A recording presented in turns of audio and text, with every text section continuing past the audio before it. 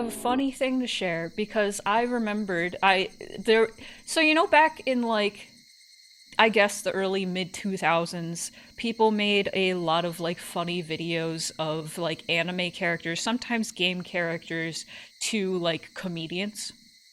Um Sure. they're like bits that comedians did, especially Dane Cook. People loved Dane Cook, but this wasn't Dane Cook. I don't know who this comedian was.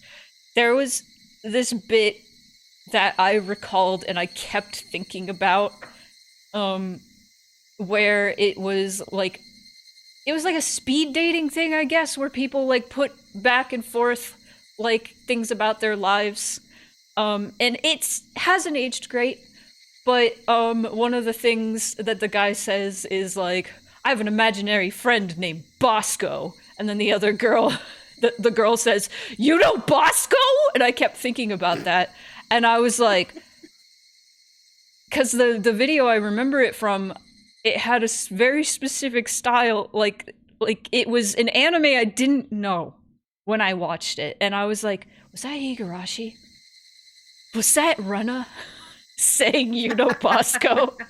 So I had to look That's it up. possible. I had to look it up. I found the video. It was Umineko. Oh, well, now you have to send it to me. How long is it? I'll watch it right now. Live reaction.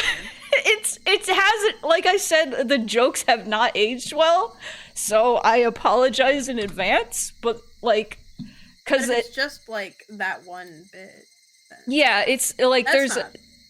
I mean the you know Bosco thing, that's a fine joke, but like um there are other jokes that are like a little like a joke about It is. schizophrenia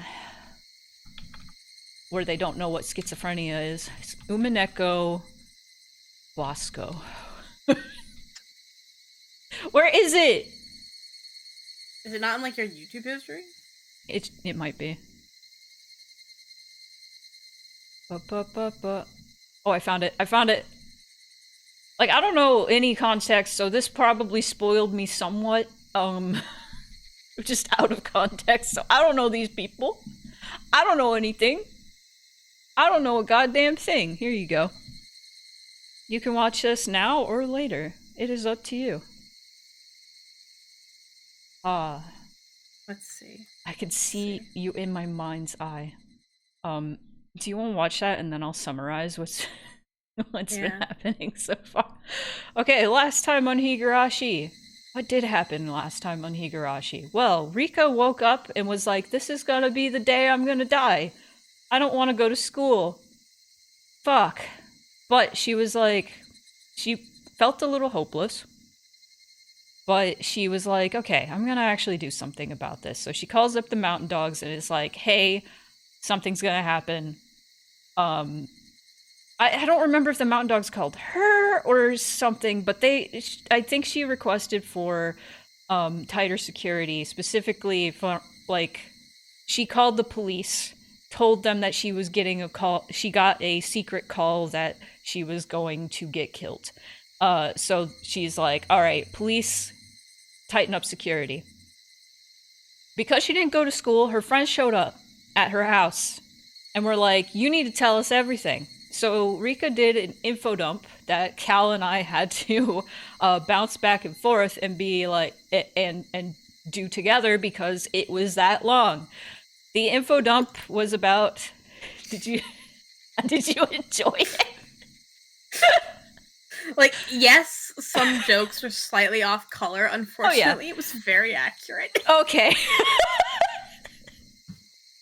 I'm schizophrenic. I am other people. That's not what schizophrenia is.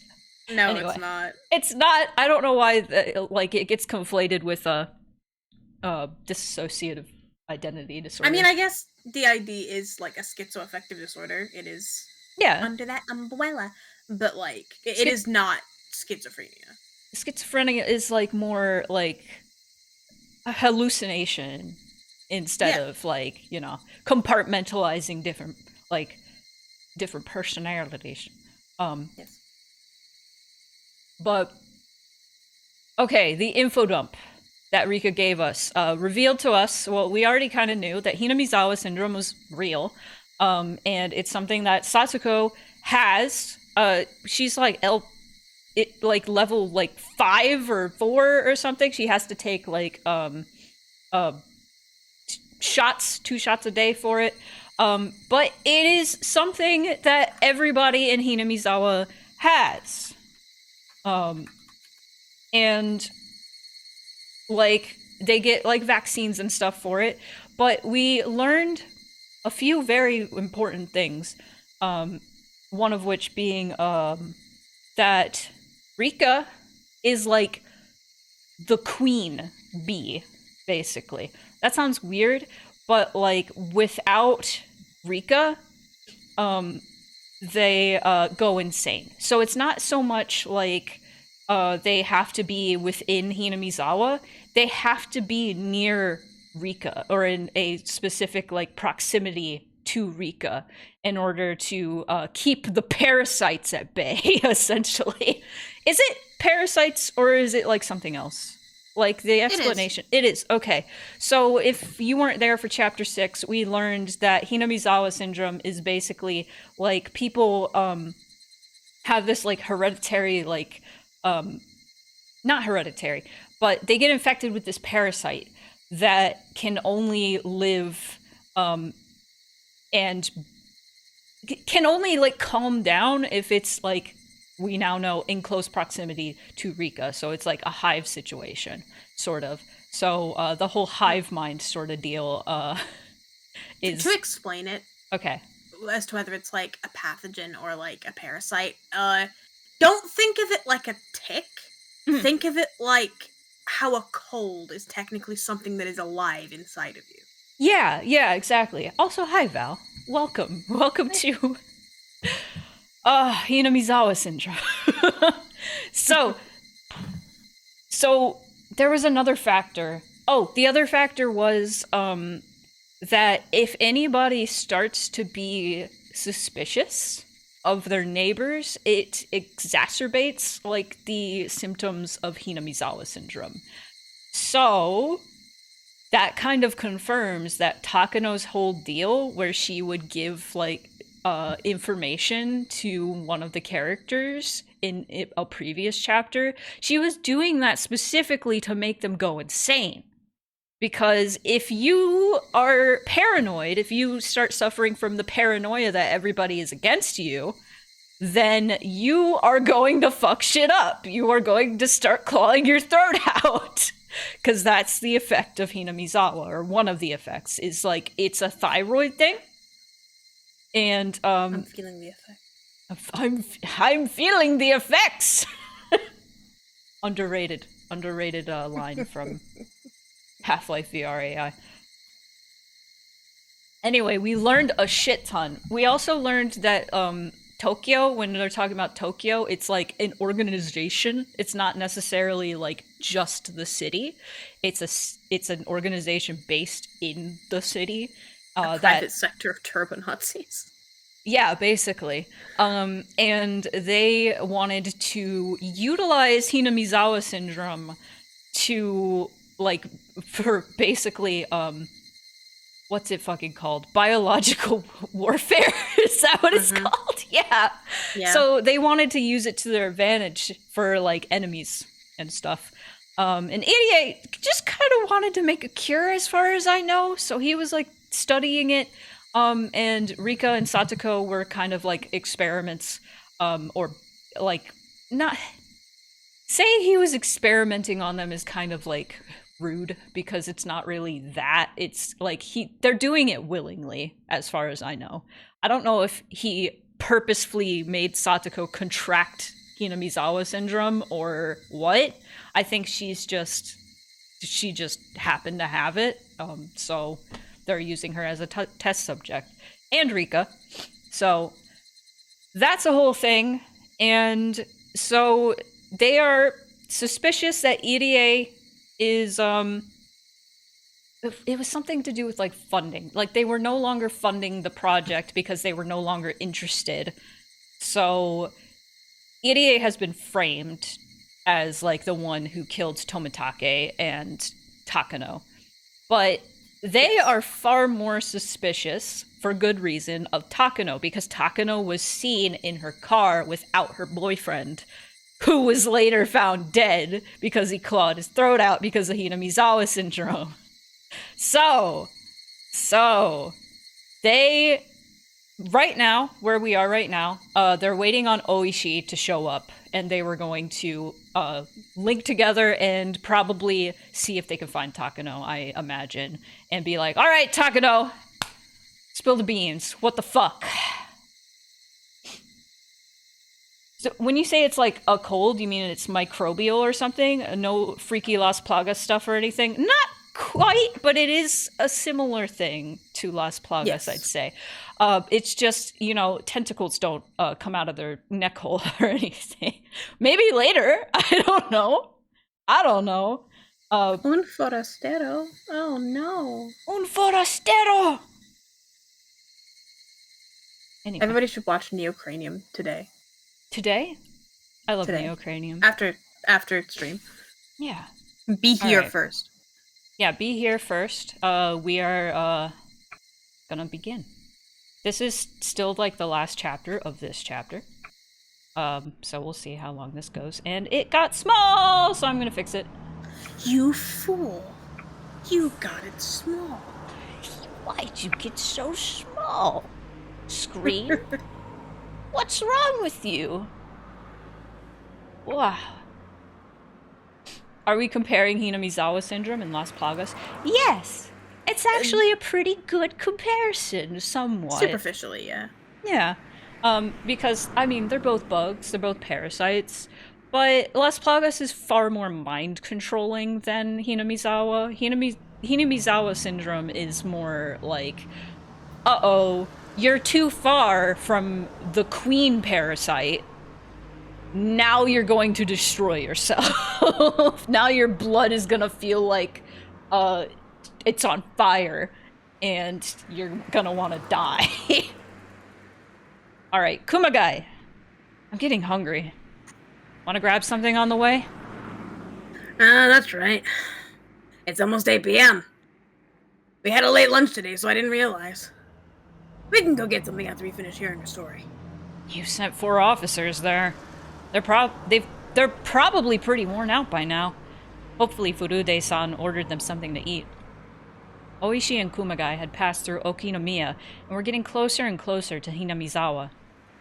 We're locking the fuck in, baby. They hurried on their way, driving through the dark streets. I wonder what Rika Furude wants to talk to you about. Probably something outrageous. That village, used to be called Onigafuchi Village. They took the name Onigafuchi, the demon's abyss, from the local swamp. And like an abyss, it's hard to know its depth, huh? What are you planning to do about her protection? Depending on what she tells us, we might have to move her to a safer location. The whole of Hinamizawa is like a lion's den. You never know what can happen in that village. For now, we just need to hear what she has to say. The head of the Furude family is in danger, and the successor of the Sonozaki family is trying to protect her. Who would even be capable of killing Rika Furude under those circumstances? The only people I can think of are the Kimiyoshi family. I've never heard of them getting up to anything fishy. I guess there must be a fanatical religious sect lurking in the village. I wonder what secrets lies at the bottom of that swamp. The road they were on was cutting through the rice fields, leading them to pass by the scene of Jiro Tomitake's murder. Takano left Tomitake there. I'm sure of that, but I wonder what he actually died of. Forensics didn't find any drugs in his system, did they? They didn't find anything, but that doesn't prove it either way. There are hundreds of strange chemicals in this world. There's no proof that a drug wasn't used. It must just be one that we're not aware of. I'm sure of that. There must be some kind of drug out there that can make someone claw out their throat and die. I'm gonna grill the culprit about it once I make the arrest. Of course, it would be easier if that's what Rika Furude is going to tell me. Komo-chan, you must have learned exactly how false charges are made, seeing what happened in Gifu today. That was horrible. If that guy was at her station, I'd never forgive him. He flat out refused to admit he made a mistake. The Gifu Police Department as a whole is still convinced that the body belongs to Mio Takano, but we'll operate under the assumption that she lives. The top of the department will make the final decision. It's obvious that they made a simple mistake. They're just desperately covering it up because they'll be in trouble if they admit it. They really need to rethink their attitude. The car suddenly shook. The concrete road had ended, leaving only gravel. At the point where the gravel road begins, you're officially in Hinamizawa. It continued to drive through the woods for a while. Kuma-chan, stop the car. What? Oishi had told him to stop immediately. Kumagai quickly slammed on the brakes. Their seatbelts tightened up, keeping them in their seats. What's wrong? That car over there. Wonder what it's doing. Oishi tapped on the rearview mirror. There was a van parked just off the road. Rather beat up, it looked like it was used for a private company. There was no reason for someone to park their car here, especially at this time of night. Kumagai also thought it looked suspicious. The car seemed empty, but there was a light flashing in the woods nearby. Probably a flashlight. Strange that a van is out here at this hour. I'm surprised you even saw it. It's like I keep telling you. A detective always has to pay attention to his surroundings. I wonder what he's doing there. Is he dumping something illegally? Is he dumping someone's body? Maybe it's a pair of lovebirds on a secret date. Well, that can't be it, judging by the van. Hello, Okinomiya Security. Do you read me? Good evening and good night. This is Okinomiya Security, reading you loud and clear. I need a license number scanned. It's like that cat. That's... It might take a while. We'll wait. Oishi-san, according to this map, there's a facility of the Nippon Telegraph and Telephone Corporation here. What in the world is a facility of the NTT? It was listed as a facility, but it wasn't staffed. It was just a place where machines were installed. Kumagai wasn't sure how telephone lines actually work, but either way, it seemed like some kind of connecting device was located there. The Nippon Corporation. Nippon? Yep. That's just an ordinary van. It doesn't look like it belongs to the Nippon TT. So, if it is them, shouldn't their name be on the van? Maybe some other company is contracted to do it. Anyway, we should just go and ask. Oishi wasn't sure if that was the case. After all, why would any phone company go to do maintenance so late at night? Let's go and check what's going on. Furude-san is waiting for us, so we need to be fast. Yes, sir. His well-honed detective instinct was trying to tell him something. This feeling wasn't one that Oishi could easily explain. He has a strong sense that something was suspicious, without any real reasoning behind it. Oishi trusted that he could judge others' character with that sense. Nightingale 2 to Nightingale 1. A vehicle stopped nearby. 2 people got out. They're probably police officers. They're approaching and will make contact in less than a minute. It was pitch black, yet they could see the 2 newcomers clearly. They were probably using a night vision scope. Roger. Attention all units. Nightingales 2 through 5, wait for the green light. Nightingales 7 and 8, make sure the surrounding 100 meters are clear. Roger. Nightingale 4 and 5, do you copy? Nightingale 4, roger. Nightingale 5, roger. Nightingale 7, roger. Nightingale 8, roger. This is Nightingale. You were Nightingale HQ. 1. Nightingale from HQ. There's been some trouble during the modification of the phone facility. There are 2 police detectives. We request clearance to open fire. The music got real Castlevania. This is the most Umineko it's ever been. Yeah, roger, wait for the order. By the time Oishi and Kumagai reached the phone facility, they were being watched from all directions. There were 2 pairs of binoculars, and 2 sniper rifles pointed at them. Afternoon, Corgi. The Mountain Dog operatives worked in 2-man units, a sniper and spotter, to secure the means of retreat. They had all taken different positions, so they could shoot Oishi no matter where he tried to run. They were all in camouflage suits, hiding deep in the woods. Oishi, of course, had no chance of spotting them. The snipers had their rifles trained on the detectives' heads. Oishi and Kumagai had no idea that they were on the verge of losing their very lives.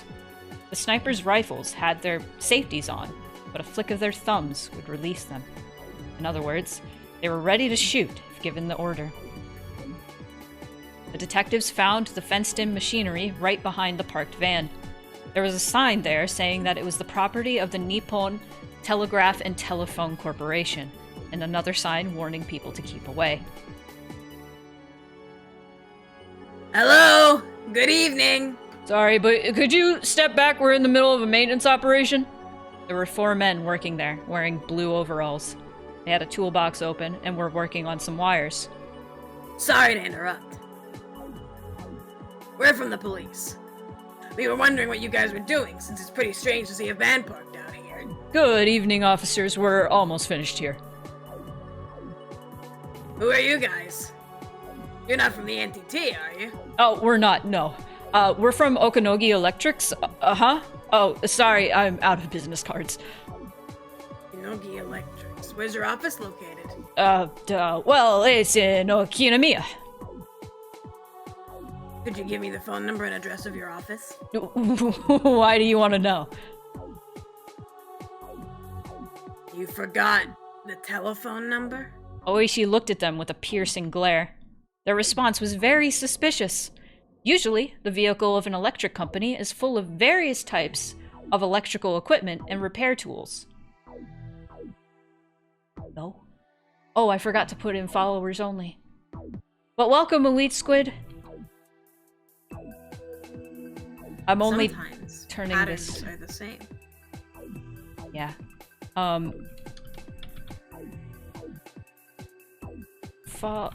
Followers. There we go. I'm only doing this because I don't want people like newcomers spoiling anything because we're pretty deep in here. But I'm only doing that for that reason. I was only reminded because I saw first time chat and I was like, wait! Oh no! However, the van parked there had nothing inside, and it looked just like an ordinary car.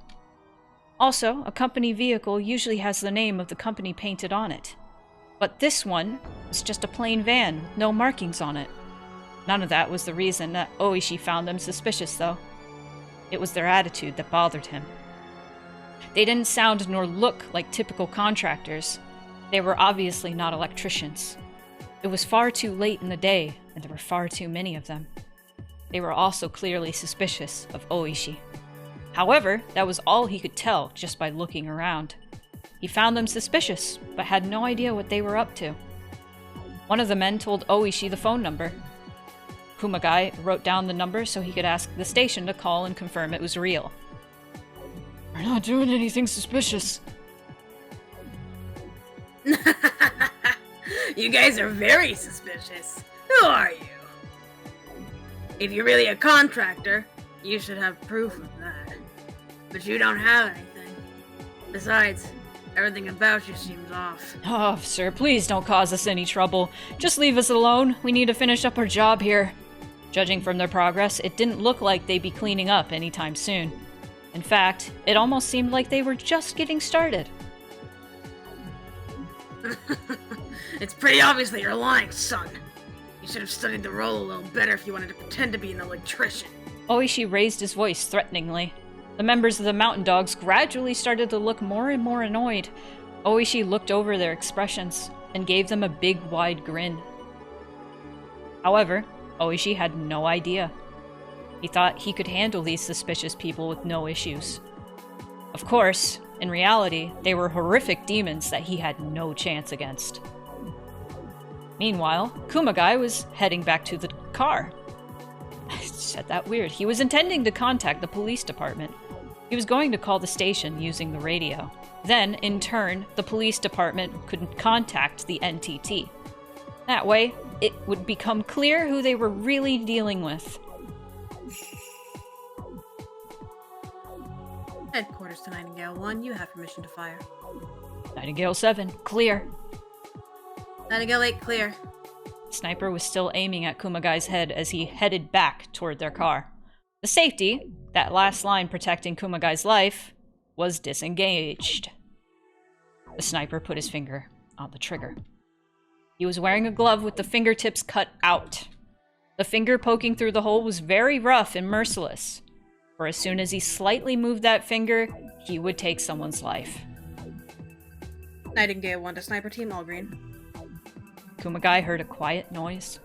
It was similar to the sound of the jump rope that he used to use as a whip when he was little. And that was the last thought Kumagai had in this world. Kumagai collapsed onto the gravel. That was it. He didn't even twitch. Oishi was laying on his back on the concrete after getting shot in the chest. His lungs were filled with blood, which began to pour out of his mouth. Oishi only realized that he'd been shot when the world began to blur before his eyes. As his world keeled over, he saw a man in a work uniform leveling a gun at him, but it didn't matter anymore as he started drowning on his own blood.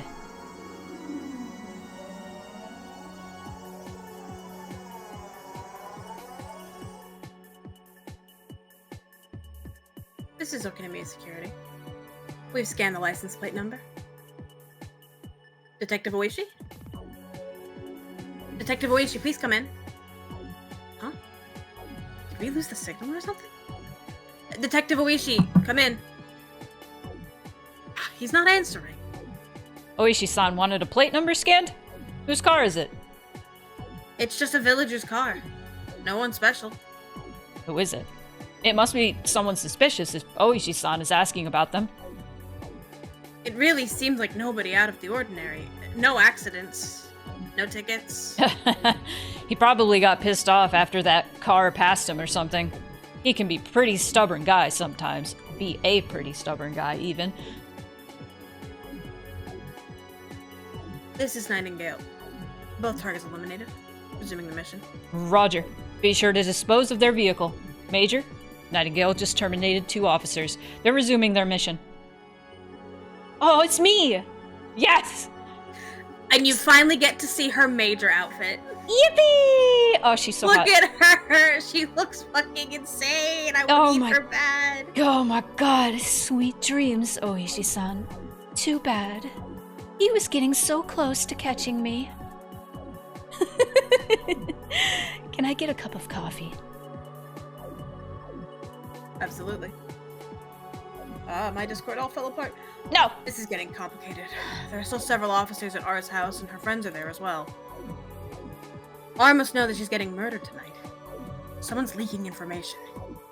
I think we should postpone the plan. We have to have her corpse by tomorrow. That's what's most convenient for the people in charge. We have to execute this mission tonight. The crucial part of this final mission was the death of Rika and what came after that. They couldn't just kill her whenever they wanted.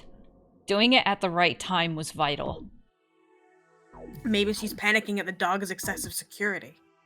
No, it's not that information is being leaked. She's predicting it. She knew that Tomodachi was going to die, and she even knew how my body was going to be found. She's the queen. She's the genuine heir to the blood of Oyashiro-sama, her priestess, and the queen positioned at the top of Hinamizawa's supernatural phenomena. It's impossible to hide things from God. Assassinating Rika Furude won't be so easy. Alright, Rika-chan. Let's see which of us deserves to inherit the legend of Oyashiro-sama. Your death will be the final curse of Oyashiro-sama, and it will mark the finale of this legendary village. When that happens, my plan will become the real curse. Congratulations to Oishi. Your first death, bro! Your first death! Good job! Everybody's died but him, basically. Yeah. He's always out of the village when shit goes down. Yeah. It was now past 8 p.m. Mion ordered some noodles for us, her treat.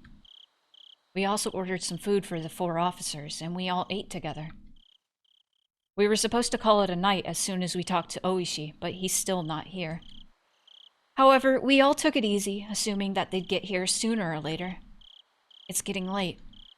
Once you get to Hinamizawa, there aren't many places to get something to eat. I'm sure they're having a quick dinner before coming here. However, the 4 officers seem anxious. They all had families, but Oishi didn't tell them how late they'd have to be out here. They're hoping that Oishi will bring other officers to relieve them so they can go home. They called the station, but all they said was that Oishi was on his way. And we should wait, because he'll be there soon.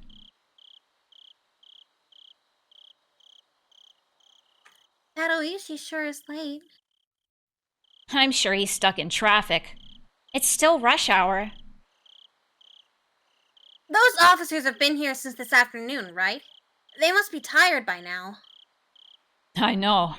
It sucks they don't even know when they can go home.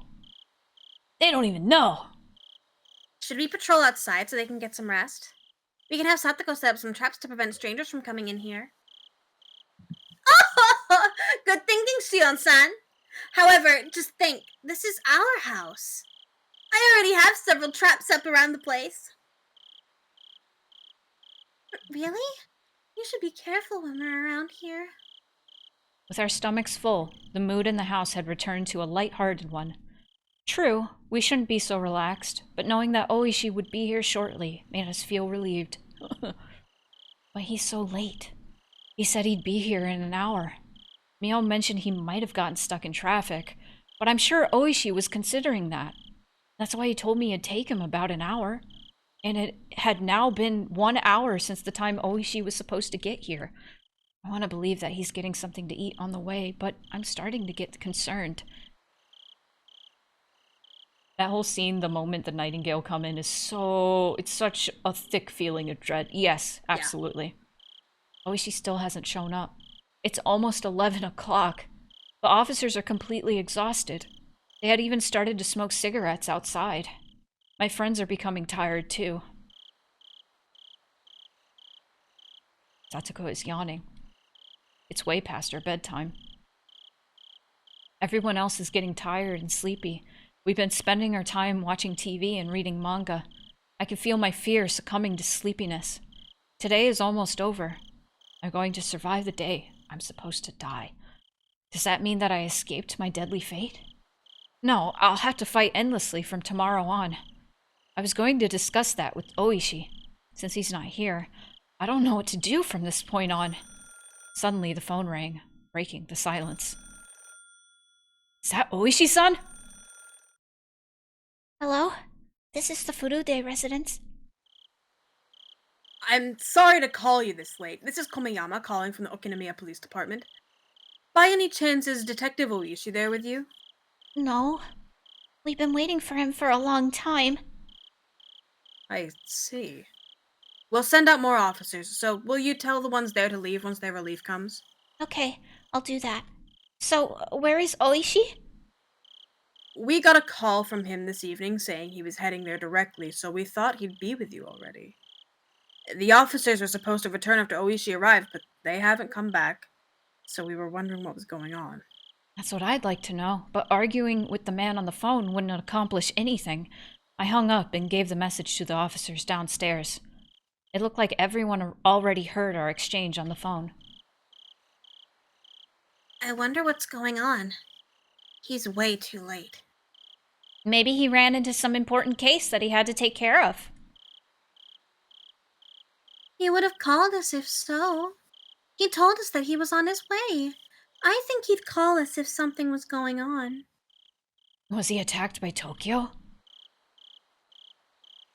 No way.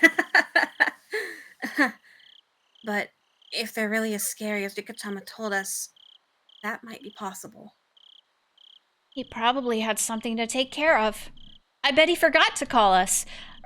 Remember, he's a tough guy. No one can take him down that easily. I do hope he gets here soon. Ah. Satoko yawned. Everyone laughs, but some of them are trying not to yawn themselves. We can't stay up forever. We decided that we'd call it a night once the replacement officers arrived. I'm sure I've survived past the time I was supposed to die. That's probably because the police were protecting me. Perhaps both Takano and the mountain dogs are also on my side, and they took care of the murderer. No! I don't know who is changing my fate. Maybe my fate hasn't been changed. I'm going to get killed soon anyway. I don't know if it's because of the police or because of the mountain dogs, but the only thing I know for sure is that I'm still alive. Soon, I heard the noise of someone walking on the gravel on the shrine grounds. One of my friends suggested that it might be Oishi, but I doubt it. I don't want to expect him and be disappointed when it's not.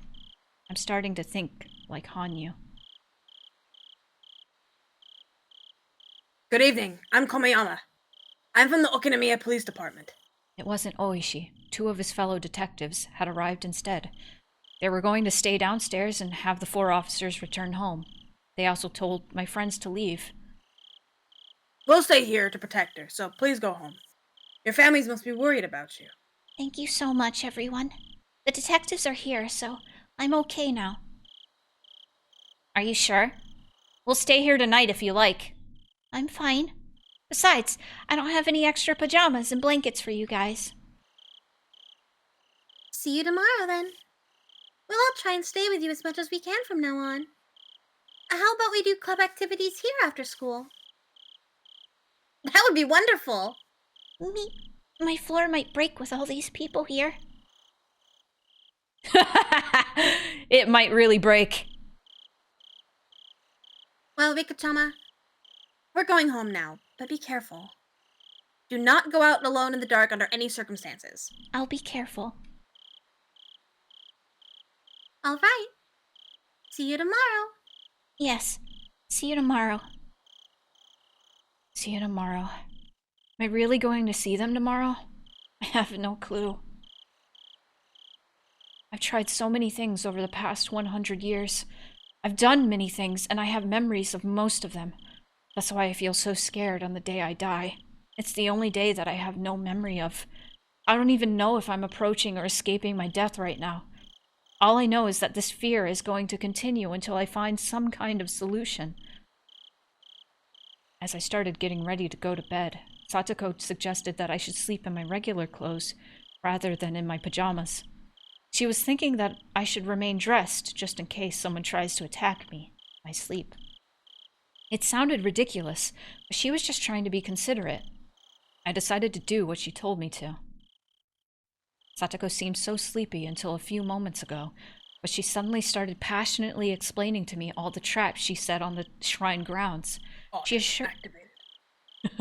She assured me that strangers will end up trapped if they try to sneak inside this building. To someone else, it might sound like she was just trying to brag, but Satoko was trying to make me feel better. After everyone else left, she noticed how scared I looked. Satoko's kindness and everyone else's kindness. I feel it was the right decision for me to talk to my friends, even if that won't end up changing fate. Rika. Hanyu showed up again. She looked upset, so she was probably still thinking that I could get killed at any minute. But I'm actually starting to feel a little better. I might get killed tomorrow, but I feel like I can rest safely, at least tonight. I'm more concerned about the fact that Oishi didn't show up. Still, even if he didn't, the other detectives are here, and will stay on guard downstairs without sleeping. As long as they're here, I think I'll be safe tonight. What's wrong? Are you hungry? I didn't eat anything sweet today. Do you want me to drink some juice?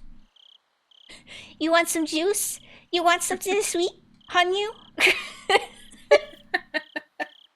Who's a good girl? Jesus. I'm sorry. She just treats her like a little pet. It's so true. funny. Hanyu would usually cheer up when I suggested drinking some juice, but not this time. Her face looked pale, as if she wasn't even alive. Something out of the ordinary had clearly happened. What's wrong? It's almost time. That sounded far more like a declaration than a prediction.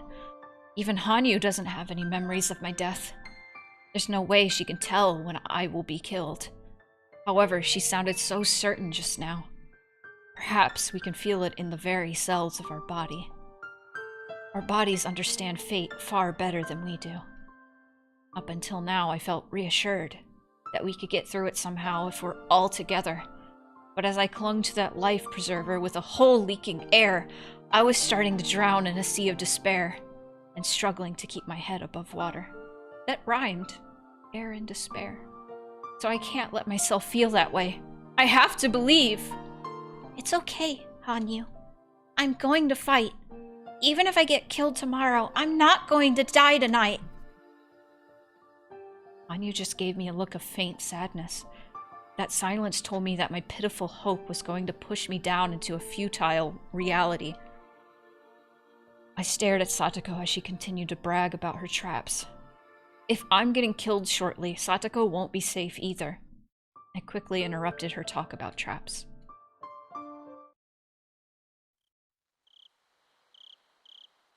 The moon. The time was 1 in the morning. As it's hardly a big city, 1 a.m. in Hinamizawa is the middle of the night. The darkness here gets very deep. There was light leaking out from the first floor where 2 detectives sat on guard, but everything else was pitch black. Even the moonlight seemed indistinct. It's time. 2 detectives are downstairs. It's been more than an hour since the light went out above them, awaiting orders to begin the attack. What a beautiful night. You have permission to engage. Should we terminate the detectives? Yes. Everyone in the Furude Shrine will be demoned away tonight. It's better that way. HQ to Phoenix. Commence the mission. Terminate the 2 detectives. You do not have permission to fire. I repeat, you do not have permission to fire your weapons. HQ to Nightingale. Phoenix has commenced the mission. Shut down the phone lines. Roger. Shutting them down. They had been working to disable the phone lines, just in case their target tried to contact the police during the attack. That mission was what Oishi happened to bump into. Let's begin. Phoenix 1 to all units. Be prepared when you enter. Terminate the 2 detectives on the first floor, the 1 companion on the second. Do not leave any evidence. Do not fire your weapons or use any gas. Use your tasers. Remember, they have guns. Do not let them fire. Come on, don't embarrass me, Okanogi. I'm just doing my job. Phoenix 7 and 8 advance forward. Backup team secure the perimeter. Roger. We're heading in now. 2 men in uniform slowly approach the building. The Mountain Dogs' uniform is gray, so it didn't blend in with their surroundings at all. However, it doesn't look as suspicious as real camouflage suits. Of course, they look suspicious enough creeping up to the house like that anyway. They could both see light leaking from the door and hear the voices of the detectives. Rika would typically use the sliding door to get inside. The door was locked, but the Mountain Dogs had obtained a spare key a long time ago. They put the key in the keyhole, but it wouldn't go in smoothly. They were certain it would make some kind of noise when they turned it. The detectives would notice them the minute they did that. They'd have to rush inside and defeat them in one swift burst. Phoenix's 7 and 8 glanced at each other. This is Phoenix 7. We've arrived at the target location. Waiting for your command. Takano here. Make it nice and clean. Go ahead. Roger. We're breaking in. He turned the key in a hurry and opened the lock. By the time the detectives turned around, the door was already open and the 2 Mountain Dogs had stepped inside. They had aimed their weapons at the detectives while the latter were still turning around. In a fight like that, the first 2 seconds are the most crucial moments. Ah! The detectives collapsed, making minimal noise.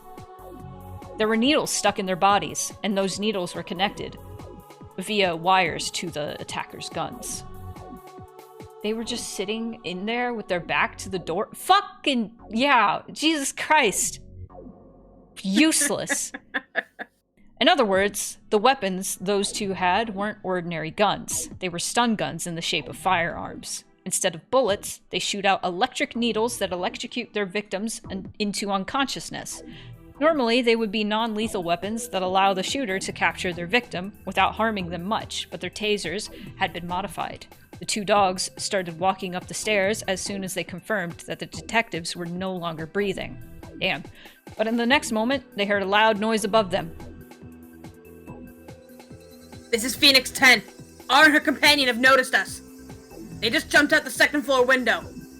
They're running into the forest. Attention, Phoenix 4 and 5. They're heading your way. Capture them. Roger, let's go. Phoenix 4 spotted the two girls and started after them, but he suddenly stepped on something hard. With a cheap-sounding explosion, the area was filled with smoke. That was the trap Satoko had set using firecrackers. That had proven to be a very fortunate idea. The mountain dogs dropped to the ground, assuming that they were under fire. That gave Rika and Satoko a chance to escape. Who are they? Are they the organization from Tokyo that you were talking about? I think so. Just run. We're dead if they catch us. What's going on? What was that noise? This is Phoenix 5. Someone was shooting at us. R has escaped. We'll continue the pursuit. Shit, they were just some firecrackers. Damn it! That must be Satoko-chan's handiwork. She's pretty good. What? Hurry up! Don't let them escape inside someone's house! This is Phoenix 18. I've spotted the target. I need some backup. They know this area very well. If we don't get them now, we'll definitely lose them. This wasn't a game of hide and seek. It was a game of tag. Several men in uniform were chasing after Rika and Satoko. They weren't idiots, so they didn't waste energy on a futile act of shouting, "Wait." I like how I said futile and then futile. God damn it. What's wrong with me? This was a quiet, deadly game of tag in the middle of the night. Where are we going? Let's split up to try and shake them off. We'll meet at Mii's house. Mii's house? Oh my god, like Mii's. Her basement will be safe. And we can contact the police from there. Satoko had no idea that Mion had a basement in her house, but she didn't have time to ask anything about it under her current circumstances. All she did was nod. The next moment, I felt my left foot catch on something, and I fell down to the ground. I must have tripped on a rock or a piece of concrete. Rika! Get out of here, Satoko! You'll be killed! But Satoko wouldn't move on without me. She came back to lend me a hand. I stood up without her help, but this cost us too much time. One of the men had almost caught up with us. I didn't know what to do, but Satoko, upon seeing him, quickly reacted. Ah! Satoko ran toward him and kicked him with all her might. Her foot had landed right in his face. I wish I had a camera. But there were two more of them right behind the first man. I can see them clearly now. They're the gardeners from that landscape company. They're wearing the same uniforms Okanogi is always wearing. They must be the mountain dogs. Now I'm certain that Takano is the culprit. And now that I know that, I can do something about it in the next world.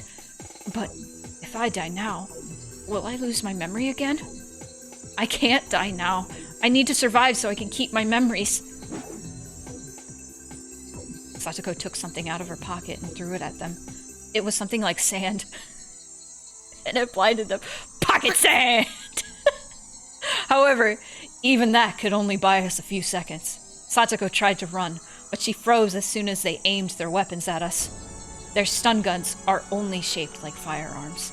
Satoko, not knowing that, thought they were real guns. Knowing that she'll be shot if she turned and ran, Satoko tried to attack them instead. Of course, there are 3 of them. Most would think it impossible to drive them off, but Satoko didn't think about that. She had a 100% chance of dying if she tried to run. Then she might as well fight back, because she might have a 1% chance of defeating them. Satoko is determined to save me, even at her own expense. But I can't stay in this world if it means losing Satoko. I'm dying anyway. I'd rather die for Satoko's sake than lose her. But another me was shouting in my mind. If I don't survive this, I'll lose this memory. If I die without keeping this memory, this life and everything I've learned will all be wasted. Should I escape and leave Satoko behind? That's right. I should use this experience to my advantage in my next life. I should just let go of her in this world. No way. That really would make me a witch. But I know it in my heart. There's no way I can win against these guys. I'm sure their backup will get here if we take our time to fight them. Should I fight them for her? Or should I leave so I can confront my true enemy? Uh-oh. Uh-oh. It just picked it for me! It just picked it for me! Fuck! It's almost as if you don't get to choose what Rika chooses. You do Damn! not decide her fate. She picked it. And that is why I insisted that even if we always pick the correct option, we leave the options on. Mm-hmm. That's amazing. That's awesome. Satoko! Satoko's bravery gives me courage. If I left her, I'd lose my motivation to defeat fate. I don't care if I lose my memories. It only took 100 years for me to get this information. I don't care if I have to spend another 100 years in the same June. I can't leave Satoko. Satoko! I'm fighting too! Rika? I told you to go! I had noticed something. They're only aiming at Satoko. There must be a reason why they can't shoot me. So I stood in front of Satoko to protect her. Just as I expected, they put their guns down and prepared to take us out without weapons. You guys are the mountain dogs. So Takano's behind this? Yeah. I am so stupid. I know who you are, but I chose not to run. I'm not going to run. Even if you're going to kill me now. Someone once told me that fate can be destroyed as easily as a piece of paper. They must think that this is my final speech. They let me talk until I finished. You people are pathetic. That's why you will never kill me.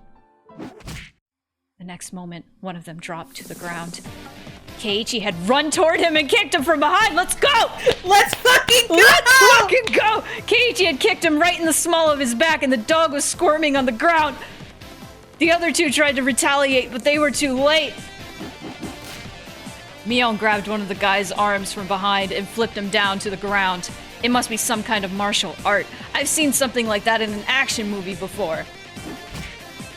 Rena tried to push the remaining dog down with all her strength, but that wasn't enough to take him out. He tried to aim his gun at Rena, but she had already done what she was supposed to do. All she needed to do was get his attention. Shion had snuck up behind him, and she fired her stun gun into his neck. Teamwork from the besties who I think should kiss. The power of friendship shit gets me. So, like, every time, so I'm feeling it. I'm like, ah! Woo!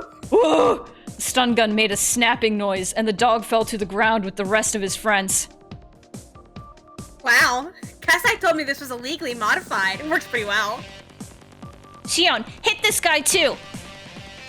Are you guys okay? That was close. You ran so fast it took us a lot of time to catch up. You were close. You were close. I'm really glad we stuck around. We were waiting out here in case anything happened. You mean, you stayed out here without going back home? Yep. I saw someone who looked suspicious staring at the shrine when we were leaving. Let's go, Rena. I'm really surprised you saw him in this darkness.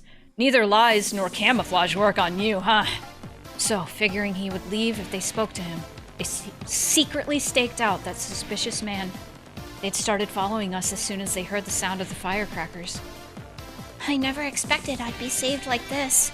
Welcome, Space. How much have you missed, if anything? I don't know how long you've been here. This music is awesome! We can't Music is either power of friendship, or it's we are doing 80s jazzercise. We can't stay here any longer. What should we do now? Literally just got here. Okay, catch up. Oishi's dead. Kumagai Oishi's is dead. Yep. The mountain dogs are after us. We gotta go. Power of friendship. We gotta go. We gotta go. You were trying to get to Neon-san's house. You have a basement there, apparently? The underground storehouse. That's a perfect spot. We've also got some weapons inside there. Shh! Don't say that out loud! Anyway, I think that's a good idea. There's several secret passages in there, so we can get the drop on them. Come on, let's go. They're still after us. Ah! A white van was approaching us at high speed. It obviously belonged to the mountain dogs. The van stopped not far from us, and more people in uniform jumped out. There were at least 6 of them. If we all run, the slowest runner might get caught. Sorry. No, it's adjacent. So we should take them down. Well, we can. I don't know if they have a license, but Mion and Shion know how to drive a car. They We do can- not have a license. We could take their No van way, no how. and get away from here. There's 6 of them. That's perfect. Let's beat them unconscious and steal their van. That's a good idea. Let's go get them. The mountain dogs were ready to chase us. They had no idea that we would try and attack them instead. Rena is always the first one to make a move in this kind of situation. She gets so determined once a decision is made. Ah! She immediately singled out one dog and punched him in the nose. Let's fucking go. Let's fucking go! Another one tried to grab her from behind, but Keiichi kicked him in the side as hard as he could. Hey, Rena, watch your back! I'll leave that to you, Keiichi-kun. They're in love. Please look after me. They're in love! They are. I'm kind of curious about what you were like back in Ibaraki. You sure don't hesitate to punch people. And you don't hesitate to zap people with an illegal stun gun. Given that Shion had that stun gun, the mountain dogs were reluctant to go after her. They were scared of the very dangerous weapon she had in her hand. But thanks to that, Shion had stopped one of them for certain. It was fortunate for us that they didn't have any guns of their own. They had no way of countering Shion's stun gun. Satoko attacked him from behind. She encircled his neck with a jump rope and pulled. Damn! Shion followed up, quickly hitting him with her stun gun. What was I doing during all that? The only thing I can do is run around and try to get their attention. They're pursuing me, after all. They want to catch me more than anything else. But that leaves them open to attacks from my friends. Keiichi had already hit the one trying to grab me. I think we have a chance here. We may not be able to take all of them down, but we can try and find a chance to escape their vehicle. With what Rika-chan said, I thought these guys would be really strong, but they're not that bad. That's just how strong we club members are. The power of friendship. Not being afraid is probably the secret to strength. Sis's club activities are practically training to rid you of your hesitation. If we all fight together, we can win this 6-on-6 battle. If any one of us wasn't here, they'd beat us easily. We'd end up dead. If my friends hadn't stayed behind, I would have been killed by now. We can do it! We can make it! The dogs Shion took down with her stun gun were starting to wake up. The ones that we knocked out earlier were also up and chasing us again. We have to get out of here. This isn't the time for me to just be running around. Fine. Let's see what I can do. Rika? Biden, blast! Hanyu, I know you still can't believe in hope. Just like always. Stay there and see what my stubbornness can do. I'm going to change this fate. I'm going to do it right here. Let me show you what I'm capable of. All right, everyone. We're going to finish this right now. Take down whoever is in front of you. Then we're going to grab their car and get out of here. Yes, I'm going to do this. You go, Rika-chan. All right, let's go. You go, girl. On Keiichi's signal, we attacked 6 of the mountain dogs in unison. Time gradually slowed down. I truly felt like I was trying to overcome that impossible wall of time and change my fate. However, time continued to slow even further, until it stopped. What's going on? It felt like the film reel of a movie had gotten hung up partway through, like time itself has come to a standstill. Hanyu? What's this all about? The time has come. What? Why? Wearing a sad expression, Hanyu pointed at Keiichi. I finally noticed something. All my friends had noticed already, except for Keiichi. Keiichi, what's that floating in front of your chest? What do you mean? Uh-huh? What is this? Time had stopped, just when Keiichi was about to hit his opponent. He then realized that something was floating in front of his heart. It was A metallic silver cone. That was the first thing I could think of. No! Kei-chan! What?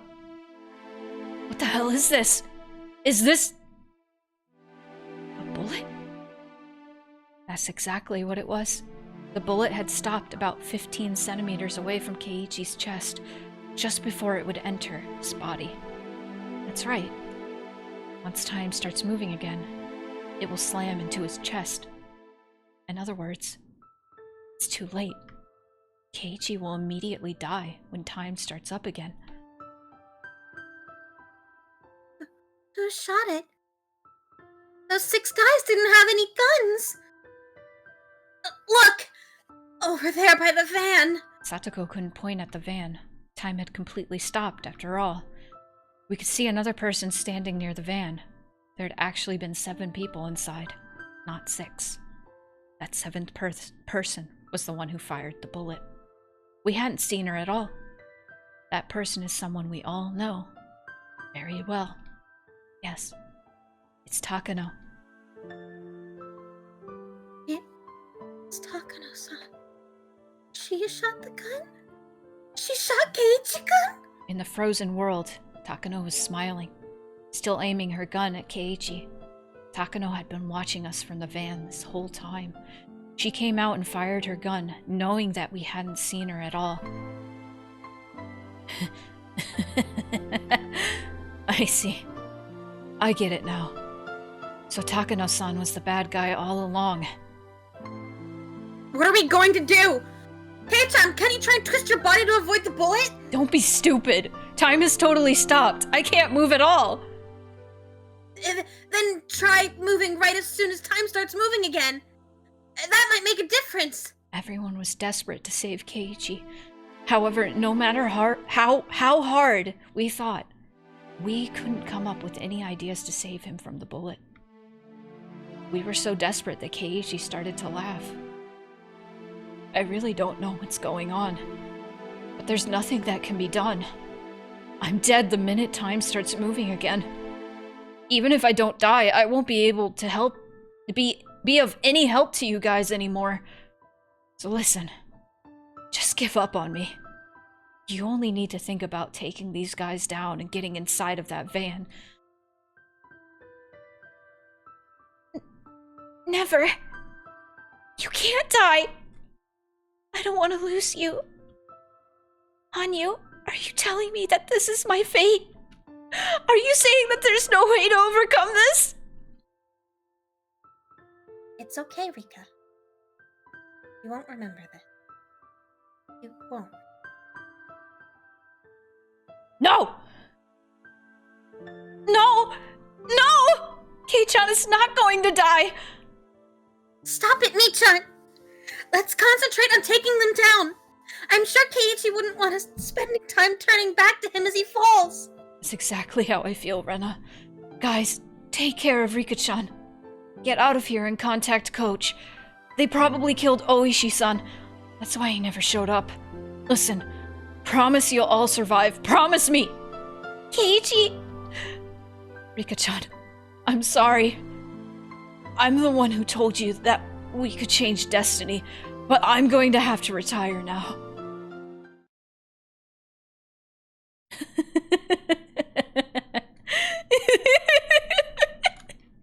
It sounded just like Takano's regular laughter, but it was the scariest noise I'd ever heard. Are you ready to let go of your life now? Takano-san, we haven't lost just yet. Done watching your life flash before your eyes. Silence suddenly ended and the clamor of reality returned.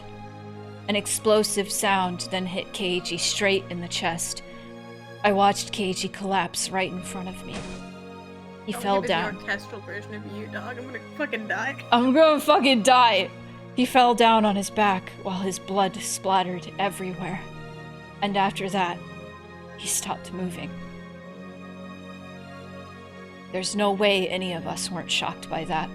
We tried to take down the foes in front of us, but more came from behind. We tried to struggle as best we could, but there was no way we would win against all those adults. I did my best to fight them off, but they pulled my hair and picked me up as if I weighed nothing. I heard everyone's desperate screams of resistance, the comforting and courageous unity we showed right before Keiichi was shattered like glass. Sorry about the ad. It didn't give me a third option to pause, so... It didn't give it to me either. Oh. The debris of that glass lay sadly on the ground. Takano's annoying laughter was still echoing inside my ears. Takano to HQ. I've taken care of it. I need what I told you before. I also need someone to clean up the bodies. Send me 5 bags and some water to clean up the area. Understand? She needs 5 bags? My body froze up, but time did not. Takano, laughing, pointed her gun at Mion's head. Hey! Are you kidding me? I've always wanted to see the tattoo on your back. I'm going to take a peek at it later. Sure, have a look, if you want. It's nothing special.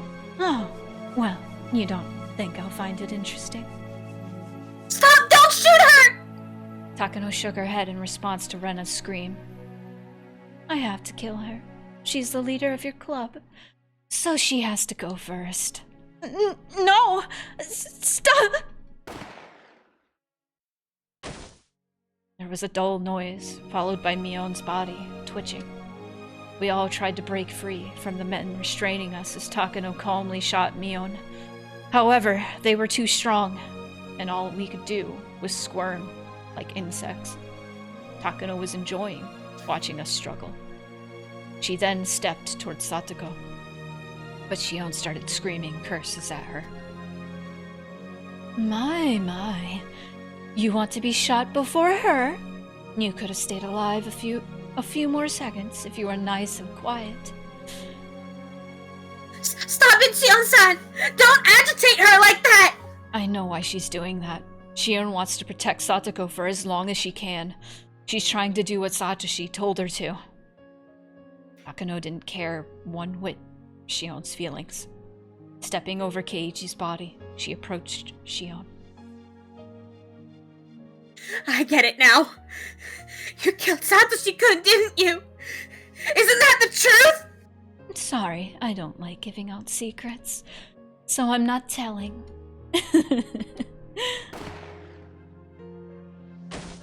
Shion's body twitched. They had followed the dull sound of another gunshot. Just 2 dull sounds had stolen away the lively Sonozaki sisters. It didn't add up. I started shaking from fear when it hit me just how easily Takano can take away lives. Is that amusing for you to take away innocent lives? Hi everyone, welcome back from the break. Mion got shot, and so did Shion. That's what's happened so far. You monster! Oh, so you want to die next. You were going to be the last one if you stayed quiet. Keiichi, Mion, and Shion died. The oldest one of us left was Rena. Rena didn't want to see Satoko and me die before she did.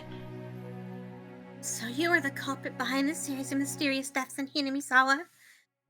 Do you think you're Oyashiro-sama's proxy or something? I'm not a proxy. I'm handing out divine punishment. It's too bad that you're not going to see it. Soon enough, Oyashiro-sama's wrath is going to destroy the whole village. But I'm the one who's going to make that happen. It's my curse.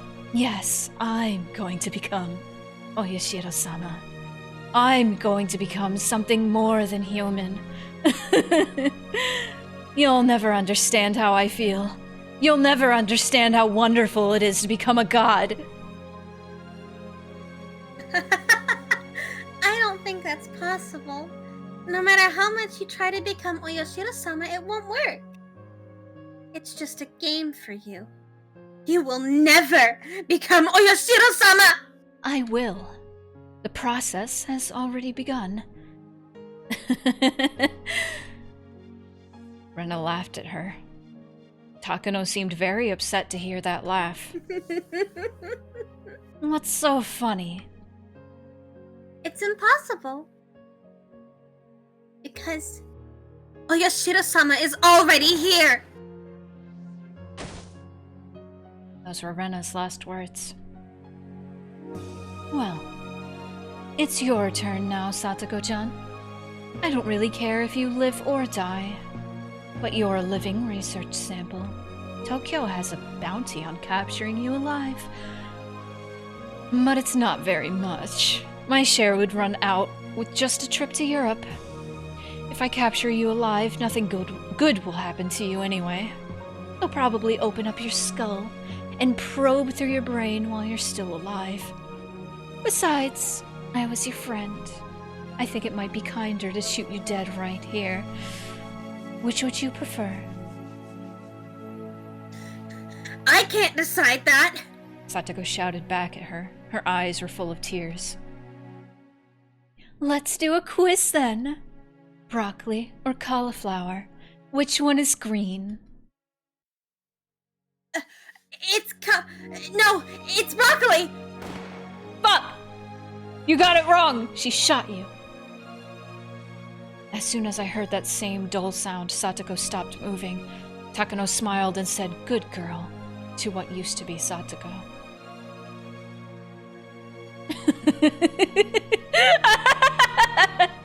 This really is such a lovely and beautiful night.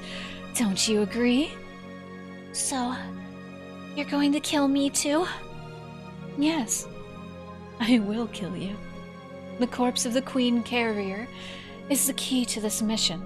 You're going to become an ugly political tool far away in Tokyo. And then, the legend of Onigafuchi will finally come to an end. I know how you're planning to kill me. Oh, you do? Let's hear it. I'm not going to say it, but I know. It's Watanagashi. She wants to do the real Watanagashi using my body. I'm sure she's planning to cut open my stomach and pull out my guts. To do that, she'll make me inhale some chemical to put me to sleep. I vaguely remember that part. I guess you already know. Good night, Rika-chan. One of the dogs approached me with a handkerchief soaked in a chemical substance. Wait a minute, Takano. Everyone's dead, but you're begging for your life. That's not it. If you're going to kill me, do it without putting me to sleep. Takano hadn't expected to hear that. Still, even though she was surprised, she nodded with a slight smile. Hanyu was also surprised to hear that. It would obviously be a terrible way to die. What are you thinking? Wouldn't you prefer an easy and painless death? You know it's going to be horrible, right? I'm going to cut open your stomach while you're still alive. I don't want to forget about it. Yes. I'm doing this so I'll remember. I'm not going to forget about it. The picture of you cutting open my stomach will forever be burned into my soul. I'm never going to forget that. Next time I see you, I'll remember that you did this to me. What are you cooking up in your little head? I guess you're smarter than the other kids. At least you'd get to have a chance to scream for your life. I'm not going to let you do that, though. They forced something other than the handkerchief inside of my mouth. It was a gag. With that in, I couldn't close my mouth, leaving my saliva to start overflowing. Soon, another van arrived. More mountain dogs came out of it. They had probably come to get rid of the bodies. They grabbed the corpses of my friends and stuffed them into body bags. After that, they sprayed a bunch of water on the ground to clean up the blood. They asked Takano how many shots she fired and started looking around for the bullets. They were erasing all of the evidence. By the time the night was over, there'd be no more proof left. They pulled my hands behind my back and bound them with handcuffs. My ankles were tied up too. They also tied my ankles and wrists together. My body was bent like a shrimp, and I was no longer able to walk.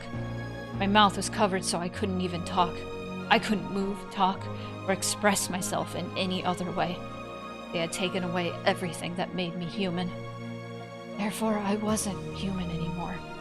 I was just a toy named Rika Furude, a toy to give Takano joy. That's fucked up. The car started moving. It seemed like we were going back the way we came, but I didn't care anymore. As the time of my death approached, some of my forgotten memories came back to me. That's right. I was killed like this so many times. Every time I repeated my life, Takano got pleasure out of killing me. Somebody rubbed my head. Were they trying to comfort me? I shook my head to try and refuse. They laughed at me as I did so.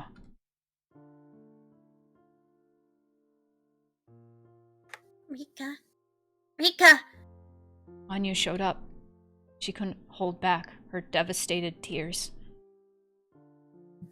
Again! It didn't work! Again! Again! When I saw Hanyu's painful tears, I was convinced. I was wrong. Hanyu is not just a bystander.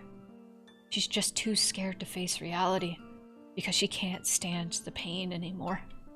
Hanyu wants a happy future too, but her hopes were betrayed countless times as she was hurt far too much.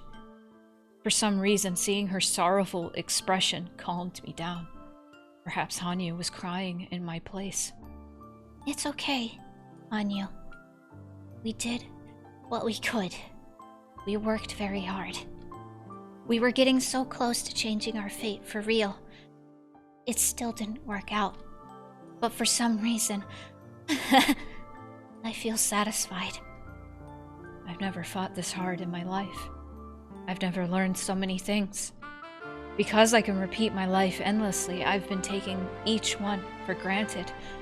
But everyone else is taking their lives seriously.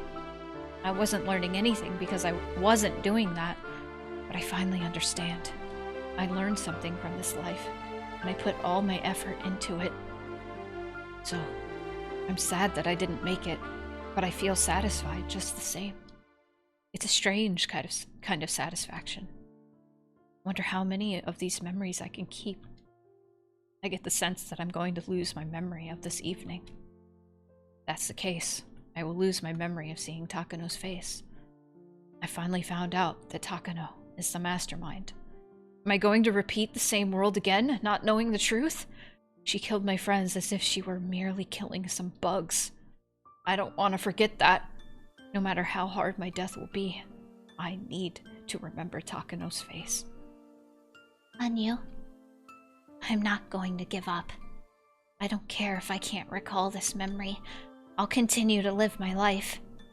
I don't care if I can only live in this June and that eventually I will only be able to go back to the night of Watanagashi. If that's my life, so be it. I'm not going to forget either. If you don't remember, I'll tell you the truth. Anyu, I knew it.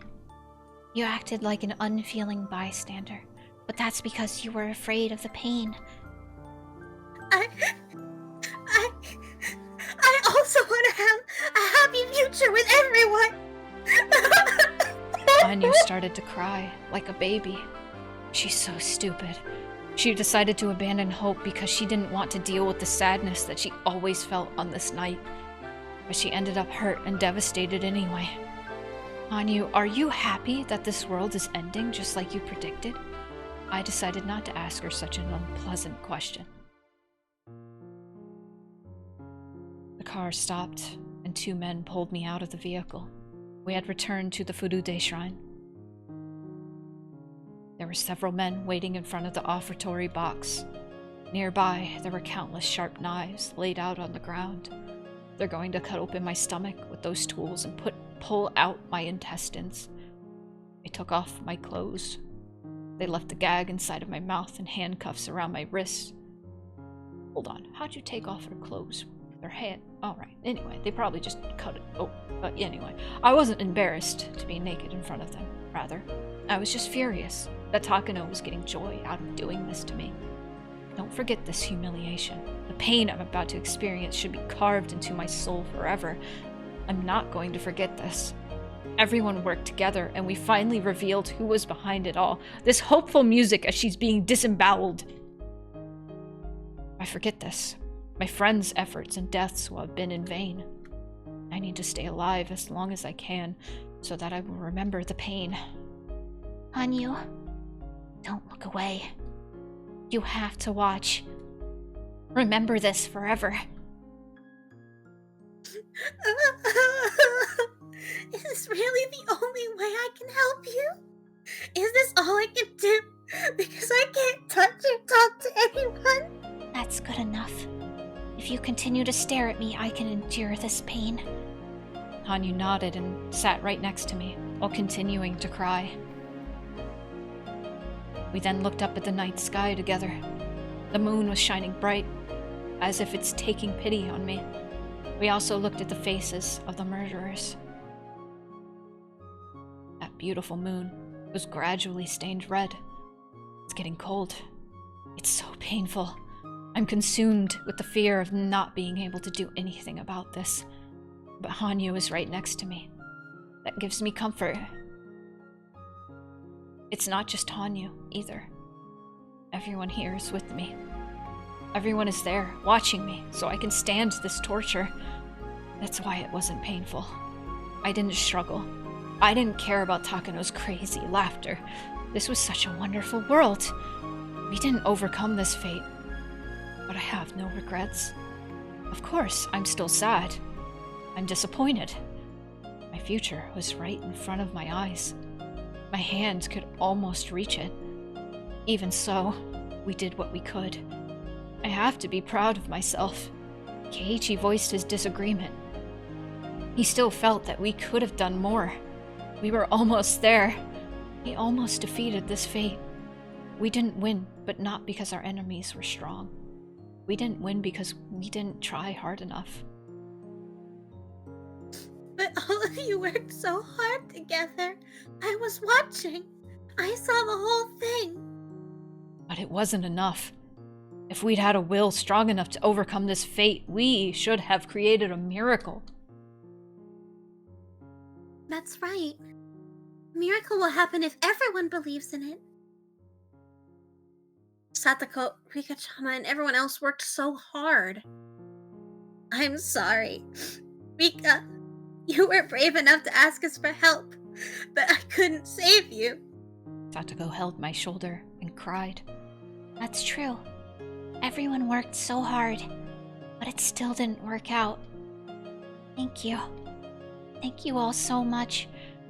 I'm going to die again, but I've never felt so good about it.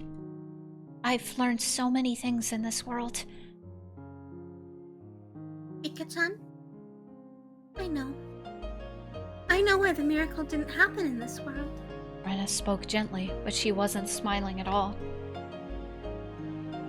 Hey, did everyone really believe that we could create a miracle? If you're hoping for a future, but not everyone believes in it, then a miracle won't happen. What are you saying, Rena? We were united. No one had doubts that we could overcome this fate. Right, Mion? Yeah, he's right, Rena. Everyone thought we could overcome it. Everyone believed that we could. That's quite true. Even Rika believed in it. She finally believed that with our help she could change her destiny. I believed in it too. But I think there was someone who didn't believe. On you. Who is that? What? Who can it be? Hey, you. Rena turned to Hanyu and asked her a question. That's why the song is called that. You! You believe? Did you believe that we could overcome this fate? Well. Even if you can't talk to us or touch us, you can still believe. If you'd believed in us, the miracle would have happened. Would something really have changed if I believed? I'm a powerless existence. I can't do anything. All I can do is watch and accept. You're saying that I could have made a miracle happen just by believing? Yeah, you could have. Eiichi stated it clearly. He wasn't trying to blame her. He was just stating the truth. That's right. Sorry, I was getting messages. There were 6 of us, and there were 7 of them. If you'd believed all along, we would have numbered 7 souls. The miracle could have happened. You don't make miracles happen by touching something or saying something. You make them happen by believing. Well. Hanyu had realized that this ending wasn't caused by fate. It was because she didn't believe. God damn it. Yoma. In other words, this happened because she was so weak as to accept this fate. She started crying again. We don't even know your name. But you still needed to be brave enough to fight this fear and pain. You needed to have the courage to defeat fate. If you'd believed, we'd be moving on to a brighter future. If your refusal to believe in it is the sole reason we couldn't reach it, then the responsibility is yours. It was hard to believe Rena could say something so harsh. Her words were piercing Hanyu's heart. But those words were necessary for me and for her. Only faith can create a miracle. That sounds like something you might hear in a fairy tale. It's not easy to put it into action. People suspect others. They don't trust others. It's easier to not have hope. It's so difficult to believe. That's why faith can make miracles happen. Don't you realize that I can't even touch people? Don't you realize that I can't even speak to them? You still think I can make a miracle happen just by believing in something? Listen, you're talking to me right now. I've never talked to you before, but I always knew you were there. I was always thinking about how I could communicate with you. I always knew you were watching when we were all having fun hanging out together. But, even if I want to be involved, you guys can't see me or hear my voice. You'll think that I'm a monster or something. I don't want people to think of me as a monster. We'd never think of you that way. If you're with us, you're our friend. Aw. Yeah, we wouldn't call our friend a monster. It's your heart that determines whether you're a monster or not. Right, Shion?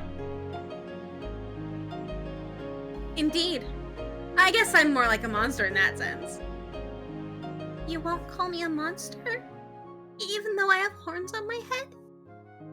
We won't call you that just because of the way you look. They're actually cute, you know? Watch out for Rena. She might try and take you home. I realized then that I was standing with everyone, looking down at my own body. I see. I'm finally dead. I looked at my bloody body by my feet. It upset me that Takano was still enjoying the torture, but the body that remained was nothing but a shell. Are you okay, Rika-chan? Me? Don't you think it's a bit strange to ask that question to a dead person? Everyone smiled wryly. It's my first time feeling so much love and death. Everyone is already dead. That's why I feel so happy to be dead. To join them. Suddenly, the world got darker, and my body started to sink downward. Is that a good place to stop? Damn it. Feel myself disappearing. I still had the sensation of my friend's hands on mine. Let's go, everyone. Yeah, let's go. You're also one of us. Come on, stop crying and let's go. But is this Hanyu, actually? Or is this just Rika? This is Rika. I think. Okay. My vision had gone dark, but somehow I could still see. Rena offered her hand to Hanyu, and Hanyu slowly took it. Hanyu, I don't know what sad experiences you had before we met, but I'm sure my friends will accept you. Oh. Is it still going to be fun if I'm involved? Are you sure they'll accept me? Yes. So come along with us. Rena touched Hanyu's hand. It felt like everyone else laid their hands on top too. If only they had hands to do so. Let's go, Hanyu. Let's accept this sorrow, so we can embrace joy as well. Believe in the bright future that's waiting for us. The miracle will happen. We will obtain it. Okay?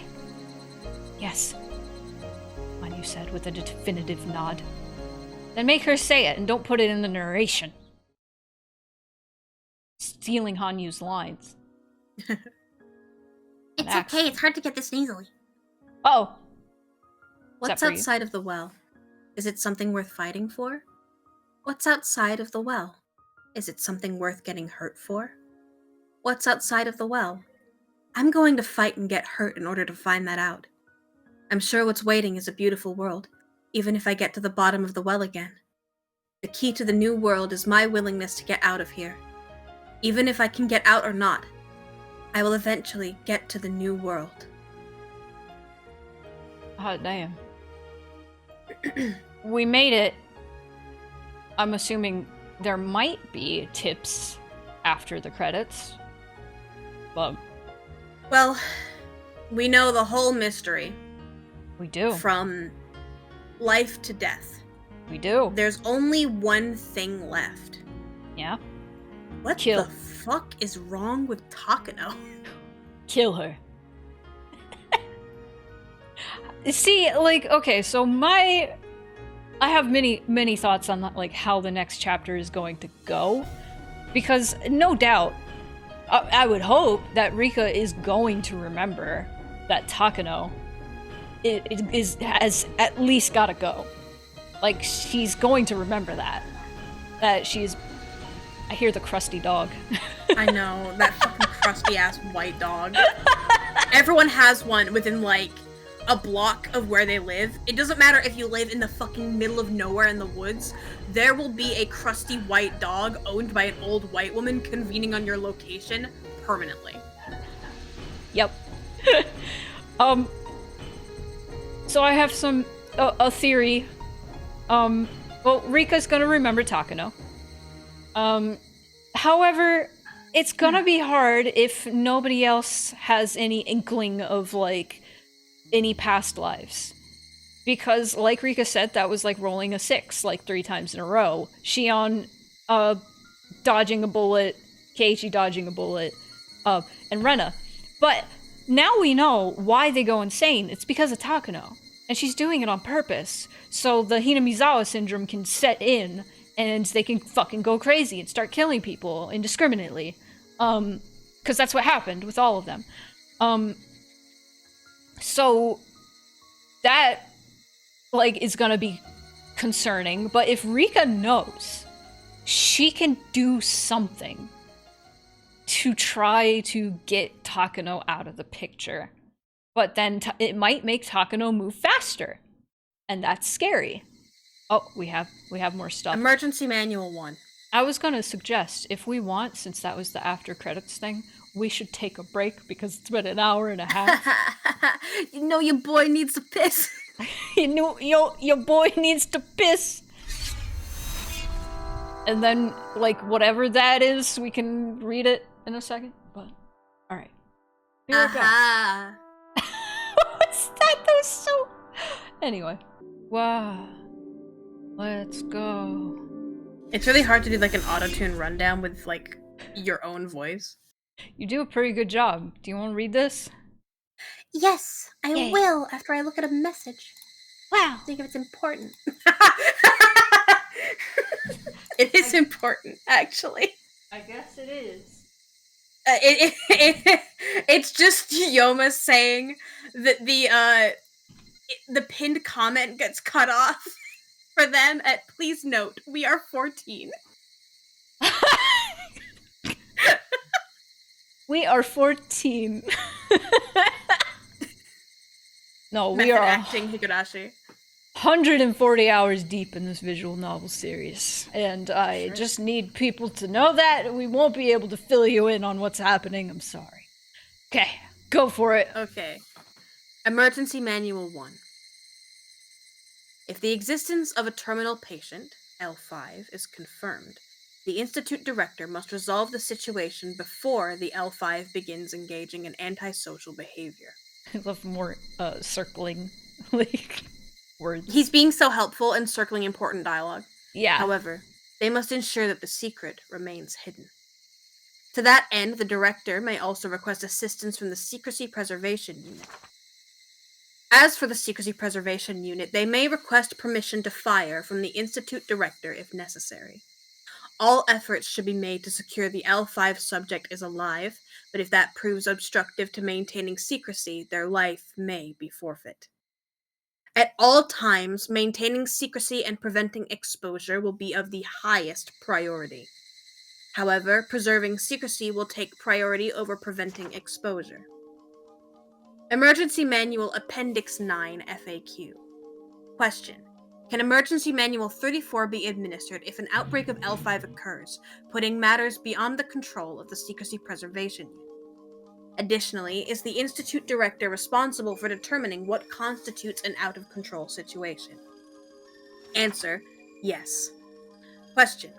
If an accident occurs and a hazardous material, the H170 series, is exposed to the public, can Emergency Manual 34 be administered? Answer. Yes. Question. If an accident has occurred and the nature of the Institute is revealed to the public, the Secrecy Preservation Unit will take steps to resolve the situation. However, if this information is spread too widely, can Emergency Manual 34 be administered? And Additionally, yep. Is the Institute Director responsible for making that decision? Yes. The decision to execute Emergency Manual 34 must be carefully deliberated and sanctioned by an official. However, in the case of an emergency, does the Institute Director have the right to make the final decision? Answer. The execution of Emergency Manual 34 must be sanctioned by an official at all times. However, the Institute Director may petition the urgency of its use to an official. Emergency Manual 34. Reproduction or removal of this document is prohibited. This manual may only be read with the appropriate permissions. This manual will only apply upon approval by the highest authority. Nothing short of an official authorization shall count as approval. Furthermore, those authorized to apply this manual must make their decision as soon as possible when it is required. If this situation threatens to spiral out of control, and the official accedes that this is the case, the EDA Institute must make the final decision to preserve the secret and prevent its detection by others. The following is an outline of how to execute that final resolution. 1. Terminate all patients above L2. 2. Destroy all evidence inside the Institute. 3. Conceal the fact that this manual was administered. The contents of this manual must be executed by the Institute Director within 48 hours of the incident. If the Director is not available, the Chief Officer must execute it in his place. The Institute Director may demand support from the Chief Officer in executing this manual. If this manual is expected to be executed, the Chief Officer may issue the preliminary orders. The final resolution must be executed in the following steps. 1. Disguise the incident as a natural gas disaster and quarantine the area. The quarantine unit must disguise themselves as police officers and isolate the Hinamizawa region from the outside world. The official explanation must be that there is a gas disaster within the village. The equipment for the operation will be stored at a vacant lot where Yaguchi Quarry used to be. The equipment must undergo routine maintenance. In the event of external breach or internal escape, if they do not respond to notice of the gas disaster or orders to evacuate, use of firearms is authorized. The approval to use firearms is given by the Chief of the Secrecy Preservation Unit to the Chief of the Traffic Blockade Unit. Shutting down communications. The Communications Sabotage Unit must ensure that all forms of communication, including radio, have been disabled in the Hinamizawa area. They must take care not to fall under suspicion, and communications must be disrupted for a minimum amount of time. The facility belonging to the telephone company is inside of the traffic blockade, so any civilians inside may be shot and killed. The chief of the Secrecy Preservation Unit may give permission to use lethal force to the chief of the Communications Sabotage Unit. Assembling the infected carriers. The Secrecy Preservation Unit must assemble the infected populace in the Hinamizawa Regional Disaster Shelter. Refer to the enclosed documents for gathering procedures. Upon assembly, the unit must count the number of the infected and confirm that everyone is present. Be sure to not allow the infected to expose the true nature of the gas disaster. Additionally, the infected must not be allowed to bring any large personal belongings with them. However, they may take their valuables, including bank books and cash. Infected who refuse to assemble may be shot, but the chief of the Secrecy Preservation Unit must carefully consider the decision to do so. Terminating the infected. Once they are assembled, the Secrecy Preservation Unit must terminate all of the infected. Before that point, care must be taken to ensure that they are not suspicious of the story of the gas disaster. Be sure that they are treated as humanely as possible. If any problems occur, this unit has approval to fire their weapons. The chief of the Secrecy Preservation Unit must also make that decision. Bodies with gunshot wounds should not be placed together with those that have been poisoned. Concealment of the Institute. The Institute Concealment Unit must collect all the classified items, refer to the 193 items in the appendix, in the Institute in order to suppress the evidence. Refer to the appendix for more detailed instructions. The research staff at the Institute must assist with this operation. This unit must exercise extreme caution, as they will be handling a number of toxic substances. Strict quarantine must be maintained of the concealment block. The airproof door must be welded shut, and the underground area must be flooded. The entrance to the area must be welded shut and concealed completely. Furthermore, the concealment block will be completely removed within 3 years. The Institute Concealment Unit must eliminate all civilians who would try to approach the Institute. The use of firearms is not permitted except in emergencies. The chief of the Secrecy Preservation Unit may give the order to fire.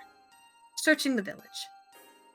The Secrecy Preservation Unit must search the whole village for any survivors. Any person who was not present during the assembly must be found. Any survivors found after the termination of the infected may be shot immediately. However, if the survivor is willing to surrender, do not shoot, and instead take them into the custody of the Secrecy Preservation Unit. The unit must then terminate the captive using the same method as for the other infected. Post-mission transfer to General Forces. Transfer the job to the official disaster recovery team. Make sure not to arouse suspicion. Complete withdrawal. After the completion of all operations, the Secrecy Preservation Unit will retreat from the Hinamizawa area. They must be careful not to be suspected by the disaster recovery team. Furthermore, the Institute will continue to secure the concealment block until complete removal is finished. The Queen and her carriers. It is assumed that the pathogen has the same characteristics as creatures such as ants. There is a queen of the carriers of the disease, just like there is a queen ant, and this position has been passed down the line of the Frude family. This assumption is made based on the legends and the ancient writings that have been passed down in the village. It is already confirmed that the carriers have a tendency to protect their queen. Additionally, the queen carrier can only survive within the boundary of the village. Probability of outbreak. As ordinary patients will become ill when they travel far away from their queen, it is assumed that the further and longer they are away from her, the higher the chance of symptoms occurring becomes. Also, mental state plays a strong factor as well, and it's estimated that those who are especially emotionally unstable or show strong yearning for their home are more likely to exhibit symptoms. It is believed that Takeno relaxation method is the most effective means of suppressing symptoms, but if the patient is still showing no improvement, only returning them to their home and the queen will be effective. It's plagas for ants. Yeah. Concerning terminal patients. Terminal patients, as they suffer from an extreme persecution complex, are incapable of functioning within society. Cases of arson and murder have been confirmed.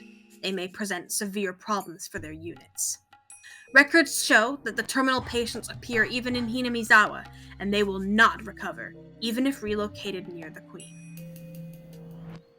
Therefore, the decision to dispose of the problem must be made as soon as possible.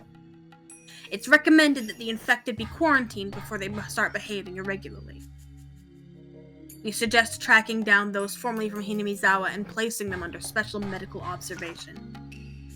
The collapse of the carrier community. For the aforementioned reasons, we predict that should the Queen Carrier die, infected villagers will exhibit terminal symptoms on a village-wide scale. Terminal symptoms will begin showing within 24 hours at the earliest and 48 at the latest. For that reason, the final decision must be made within 48 hours. Based on the size of the village, neither ordinary officers nor the military police may be able to control the chaos that they may bring. We believe the best response is to treat them as an armed, anti-national uprising and immediately suppress them with the military. January 1945. To Colonel Koizumi of the Supreme Council for the Direction of War. From Hifumi Takano. How old is Takano? What? But her name's Mio Takano, isn't it? That's right. Okay, so this must be like... June Okay. 23rd, 1983. I forgot Takano was her last name. Document E420 for the 58th Defense Commissioner. And TCOM 733 Commander. TCOM 733 is hereby ordered to be on standby within 24 hours, armed for urban suppression. Her name is Takano, like Mario. Yeah. The company commander must also thoroughly study Emergency Manual 34. Select personnel carefully with the preservation of secrecy in mind. Additionally, test the effectiveness of the vaccine with the support of the National Research Center of Infectious Diseases. Employ those with positive immunity. June 23rd, 1983. Document E711 for the 58th Director of the NIHS. Attention Equipment Testing Company Commander 733. To the National Research Center of Infectious Diseases. Infectious Pathogen Department, Suite 13. Official seal omitted. About the Hinamizawa Syndrome. This is information regarding the Hinamizawa Syndrome. The Hinamizawa Syndrome is an infectious disease caused by a virus. There are no initial symptoms. Instead, their onset begins when the patient's emotional state becomes unstable, or if the Queen Carrier dies. The main symptoms of the illness are hallucinations and emotional instability, paired with an extreme persecution complex. Furthermore, patients are frequently unaware of their own mental abnormalities, making identification outside examination nearly impossible. The only way to do so is by observing symptoms indicative of terminal abnormal behavior. In many cases, patients engage in antisocial behavior, which is the largest issue created by the syndrome. Excuse me. You're good. Please stop freaking out. This behavior is caused by hormonal factors, as this disease mainly affects the mind as opposed to the body. In the end, the patient will experience extreme irritation in their lymph nodes, and they will claw at their throat or wrists. This is the only symptom that is recognized by the patient. Important points regarding the sterilization operation. This is an advisory notice for virus control. The pathogen is an airborne infectious virus. Therefore, no effective preventative methods exist, and inoculation is required. After the mission is completed, all staff members must take a medical exam, and those with positive test results must come forward. Be cautious when interacting with the carriers, villagers. Even after inoculation, any contact with their bodily fluids will cause infection. Do not come into direct contact with them. If assumed infected, individuals must use the testing syringe and test themselves for the disease. If you feel an extreme irritation in your lymph nodes, it's likely you have terminal symptoms. In that case, you must get tested immediately. If test results come out positive, inject the treatment medication C120. If the irritation persists after 10 minutes, use a second injection. If there is still no change in symptoms, seek treatment at HQ. Do not use C120 if your test results are not positive. If used on a healthy body, symptoms of high fever, rashes, dilated pupils, and hallucination will be observable within 10 minutes. If this occurs, one must seek treatment at HQ.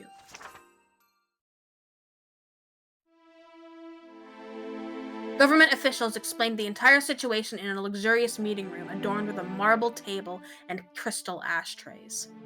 The chief cabinet secretary was in a panic. He'd never heard about any of this before. Feelings of panic were only natural. One girl's death was going to drive 2,000 villagers into a frenzy. Hearing that a disease like that exists was surprising enough. But on top of that, it was secretly researched for military use, and now there was a horrific situation caused by the director of the local research institute engaging in embezzlement. I've never heard of such a dangerous disease. There's no cure for it? No. According to the National Research Center, they have recently found a method of treatment for the carriers of the disease, but they're still not capable of administering that treatment to the whole village. The entire populace is going to develop terminal symptoms within the next 24 to 48 hours. It's going to be a disaster. The danger of this Hinamizawa syndrome was explained over and over again to the chief secretary. He didn't have anything more to say. But that didn't mean he could blindly accept it, either. He simply couldn't believe that the only way to resolve the situation was to kill all 2,000 infected villagers. I understand the urgency, but I can't give approval to kill an entire village. Why was this disease being studied in secret anyway? Isn't this the responsibility of those who are funding the research? Such a dangerous disease can't possibly be of any benefit to this country. It's the year 1983, for crying out loud. According to these documents, they intentionally held off exterminating the disease so they'd have more time to study it. On top of that, this chaos was all caused by a single researcher? This is an act of terrorism. It's the fault of those old men in Tokyo. They better take responsibility for this. Get rid of the people who are still haunted by the ghost of the war. This is a good opportunity to rid Tokyo of its festering pus. We will discuss the issue of responsibility in due time, but we must make a prompt decision about this. A man standing by the window slowly turned around and opened his mouth. Prime Minister. Prime Minister. Oh, I'm that's sorry, not I was bad. just going back and forth so we can... Anyway. Yeah, it's fine. Prime Minister, please give us your decision. What happens if I don't approve this final resolution? Well, almost 100% of the population in the village will develop terminal symptoms within 36 hours. They will be overcome by persecution complexes, and they will begin behaving violently. Suicide, murder, arson, robbery, and rape are some of the things we predict will happen. There will be no peace within the village. It probably won't stay within those boundaries either, but spread throughout the area. As a result, the whole world will discover this disaster. Sooner or later, they will find out about this mysterious disease. This will be a great advantage for the opposition during the next election. Tokyo will also voice their criticisms of the Prime Minister. You need their approval in order to make your political plans come to fruition. More than anything, the government might reveal that this secret research was conducted for military purposes.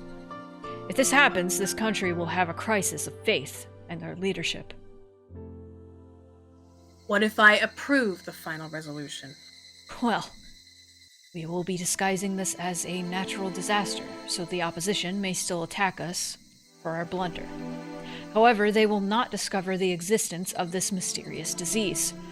If by chance the world were to discover our military research of the disease, our nation would completely lose its initiative in the Asian region. Support from those nations is a necessity for us. If we lose their trust, the opposition will definitely come into power after the next election. Japan will be finished.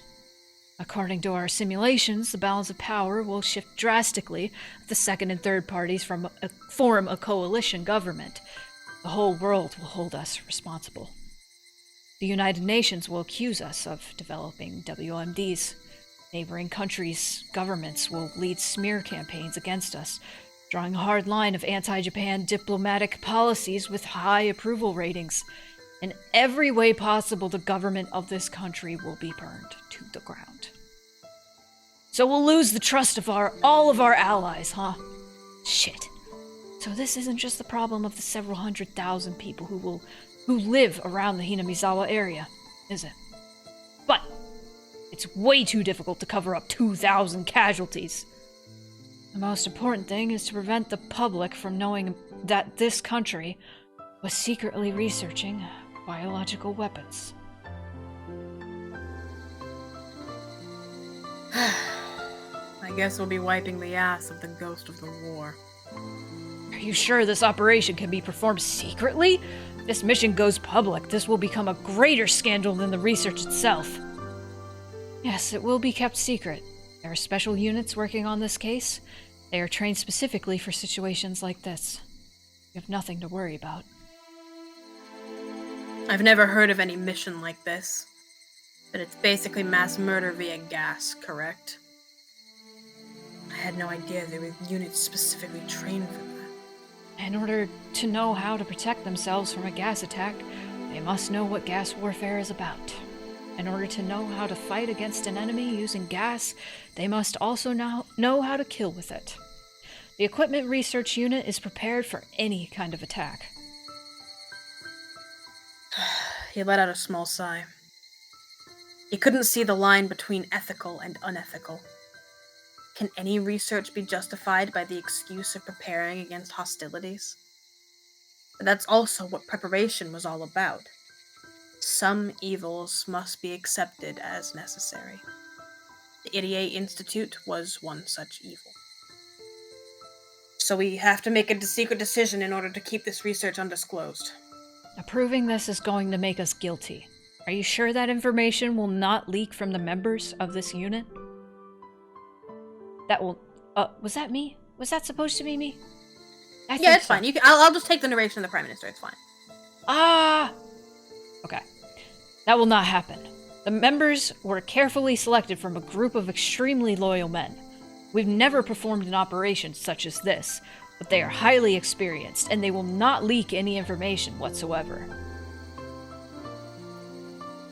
They're an assassination unit, huh? Prime Minister, please give us the approval to administer Emergency Manual 34. Director General of Defense, are you sure this operation will succeed? Are you sure we can stop this from going public? No. Can you keep casualties to a minimum? Yes, sir. The preliminary orders have been sent out, and preparations are complete. We will execute the mission as soon as we get your approval. I can't give the approval to slaughter 2,000 innocent people. However, as Prime Minister, I have an obligation to minimize the number of casualties. Prime Minister, I understand your dilemma. Director General, please make a concerted effort to minimize the number of victims. If these 2,000 people can't be treated, please do what's best to prevent additional victims. Yes, sir. Thank you for your approval. We'll return with positive results. That's if you can call 2,000 casualties a positive result. Okuno-kun, please set up a meeting with Tokyo as soon as possible. I have to hear an explanation directly from them. Understood. By the way, did they arrest that Irie, the Institute director? No. He committed suicide by taking poison. He was in such a rage that his research was being shut down, that he felt as if his life itself was being denied. So no one will ever really know what made him commit such a horrific crime. The execution of Emergency Manual 34 is approved. June 23rd, 1983. Prime Minister. Director General of the Defense Agency.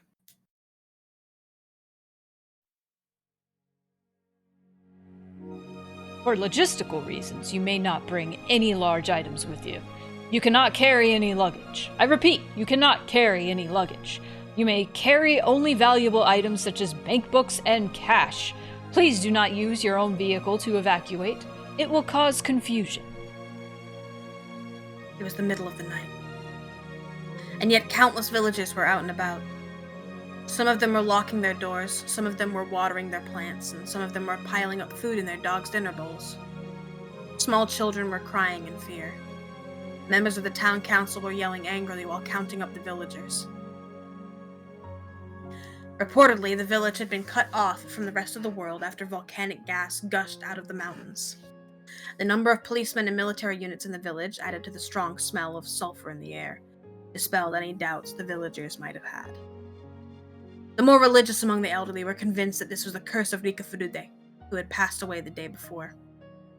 They were certain that Oyashiro-sama was enraged, and that the door to hell had been opened. Soldiers wearing gas masks guided the villagers to the evacuation center. Why do you all have guns? Oh, I have two voices, I'm sorry. It's okay. Those are to protect your homes after the evacuation. We're expecting looters. Be the senior. No one in Hinamizawa would do something like that. This is the first platoon. The evacuation is on schedule. Roger that. We'll send our platoon over. Excuse me, I need to bring along my grandfather's mortuary tablet. You may take that with you. Please hurry up. Make sure everyone in the village is here. Please come forward if you're unable to walk. A soldier will come to help you. Oyashiro-sama is angry because Rika-chama was murdered. Oyashiro-sama. Oyashiro-sama, please forgive our sins. Remember our emergency drills. Group leaders have to contact a town council member when everyone in their group has shown up. Miasma is coming out of the swamp. Oyashiro-sama must be furious. There are too many of us here. We'll never make it out alive. Let me die in this village. Don't worry, the helicopters and buses are on their way to transport everyone to safety. You're all going to make it out okay. Everyone gather at the forestry service. No, not the people from District 4. You're supposed to go to the community center behind the post office. It's exactly the same as in the emergency drills. Please calm down and head to your evacuation point. Please move as a group. Every person matters. Everyone needs to stick together. You will get home safely. The villagers couldn't see the expressions under the soldiers' gas masks. They wondered what kind of expressions they were hiding under there. The soldiers were, of course, lying to the villagers, knowing that they would never return to their homes again. One such trooper cried under his mask, but the villagers never saw his tears. Please go back. You can't take your own vehicle to evacuate. The road ahead is cut off by a gas stream, and it's dangerous. Can't you smell the sulfur? Some people tried to leave in their cars so as to take large items with them. However, the quarantine unit had sealed off the roads leading outside. The gas masks of the troopers and the smell of the sulfur persuaded them to return and obey their instructions. Some of them tried to contact Okinomiya, but their phones would not connect. The lines were busy, no matter how much they tried. They simply assumed that the phone lines were overwhelmed because of the disaster. Some of the villagers had access to radios. They tried to figure out what the situation was like outside, but all they could hear over the radio was loud static. It was the same with the television. They couldn't contact anyone outside the village, so they really were totally isolated. And so, they had nothing to rely on but the instructions of the police and the military. They were all like moths heading toward a light, never doubting that they would be safe there. One old war veteran listened to the noise from the radio and muttered, Exactly how it sounded when the Americans jammed the radio waves during the war. As it turned out, he was absolutely correct. However, he turned off the radio when his son urged him to evacuate. The villagers had all gathered at their evacuation points. Some of them were at the school, and some were at the community center. They were to stay in the building until the evacuation vehicles arrived. The soldiers told them to stay inside so they could keep track of the number of evacuees. Please close all the windows to prevent the gas from entering. We'll be sealing the windows to be on the safe side. Your cooperation would be appreciated. All right, let's help them out. People started to seal up all the windows and vents with the duct tape that was handed to them. They completely sealed every opening, even as they heard the disquieting conversation of the soldiers. It was long past 3 a.m., but everyone was wide awake with fear. They were having an extremely long night. Coincidentally, the end to their night had almost arrived. This is all Oyashiro-sama's curse. Rika-chama. Rika-chama. Oyashiro-sama. Oyashiro-sama. Oyashiro-sama demoned away those kids at the Furude Shrine in his fury. The Furude Shrine was swallowed by the world of the demons that day. The demons shoot up her guts when she was still alive. They all started saying that the gas disaster was caused by the curse of Oyashiro-sama, and Rika's death and the mysterious disappearance of her friends and the 2 detectives were also the result of the curse. People started talking about being demoned away. They had no idea that Keiichi and his friend's short battle sealed their fate for that night. The more religious villagers had become convinced that the children and the detectives went missing, because they volunteered to become a sacrifice to calm Oyashiro-sama's anger after Rika's death. I saw this image and I was like, oh, a save point. They didn't know the truth. They couldn't know. Not one realized that Keiichi and his friend's efforts had all been in vain. Indeed, in Hinamizawa, everything that happens is the will of Oyashiro-sama. But why did it have to be that way? Before the series of mysterious deaths occurred, no one really used the term the curse of Oyashiro-sama that frequently. In other words, who set them up? People in this village were set up to believe that the curse of Oyashiro-sama happens every year. They really are just too superstitious. Major, we finished gathering the villagers together. The last family finally reached their assembly point. We got everyone. Good. This is finally it. The curse of Oyashiro-sama will become a reality tonight. We're enacting Watanagashi on Rika Furude. Oyashiro-sama is punishing in this village. The curses of the last 5 years are culminating in the biggest curse of them all. This is not just a mysterious chain of murders. This is divine punishment for an enraged god. Let's begin. This the company commander. I see. The men are requesting 1 minute of silence. Can you let them have that, Major? Do as you like. Takano gave him a disparaging laugh. The company commander crossed his heart and began to speak. Dear Heavenly Father, please guide these innocent people. Their sacrifice will save the lives of many others to come. Please forgive us for committing this sin. Please forgive us for being here today. The company commander isn't Christian. In fact, he doesn't follow any religion. However, he prayed because he felt the need to ask someone for forgiveness. He wasn't even sure if he was saying it correctly, but he still prayed to God. He asked for forgiveness for committing his sin and continued to pray. Takano was speaking in a soft voice. She was talking to herself. For ye know not what hour your Lord doth come. But know this, that if the good man of the house had known it, in what watch the thief would come, he would have watched, and would not have suffered his house to be broken up. Therefore be ye also ready, for in such an hour as ye think not, the Son of Man cometh. One man heard her murmurs. That's from the Gospel of Matthew. Is it? My grandfather always said that to me. He was telling me to work hard every day because you'll never know when you will be rewarded. Is this a reward for you? Yes, although you might never understand it. Excuse my rudeness, but I believe that the descent of God is a merciful thing. I think what you're saying is inappropriate for a time like this. He was trying to tell her that using that verse of the Bible was inappropriate for the occasion. However, Takano simply laughed as though she'd heard something very funny. I'm sorry, but you have no right to judge. Tonight is the night where I become a god. The moment of silence has ended.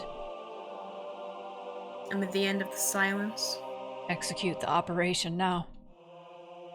the order was given in as hollow and reluctant a manner as an order can possibly be.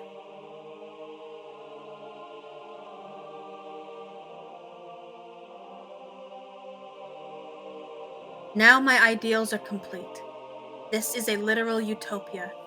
Here I am a god, and the curse engraved here will be passed on forever. People were packed into the classroom. They were afraid. The troopers closed the door of the classroom. The people inside had no idea why they were doing that. However, they didn't suspect anything at all. One old man walked up to the door to open it, because with it closed, it was far too hot inside the room, but he collapsed all of a sudden. His wife tried to walk over to help him up, but she also collapsed all of a sudden. Then, other people also started collapsing inside of the room. It really was a very odd sight. What would make for a good example? It would be pretty amusing if they were dominoes. However, they're human beings. People sitting by the window watched the strange event happen before their eyes. They opened those eyes wider to try and understand what was going on. A god has reawakened from a long slumber thanks to the Dam War, who curses non-believers on the sacred night of Watanagashi. Year after year that god reawakened, the mighty Oyashiro-sama awakened, and so they regressed to their primitive fear of the curse. It's not letting me. There. Okay. The door creaked open slightly, and someone on the other side threw 3 spray canisters into the room. More people started to collapse, even those at the window. This wasn't something that was happening only in one room. It was happening in all the other rooms too. It was happening in all the evacuation centers. People's dreams, their hopes, and their futures were taken away so quickly and so easily. And nobody doubts the curse of Oyashiro-sama, perfectly revived from within the belly of its corpse. Now, resurrected into this world, when you incur Oyashiro-sama's wrath, the cauldron of hell bursts open, overflowing, and those who flee will breathe their last breath. With that final judgment, the curse is finally realized! Are those, Takano? Probably. Would you like me to take them? If you want to deliver sermon. I do. There was a commotion in the reception room by the principal's office. Someone had figured out what was going on, broke the seal off of the window, and escaped outside. Other people tried to remove the seal on their windows too, but they collapsed in a matter of seconds. What will be left behind when you die? The body will rot down to the bone and be crushed into sand. What more can you leave behind beyond fertilizer for the earth? Someone escaped from the reception room. 4 people are loose. You have permission to fire. Shoot! Shoot!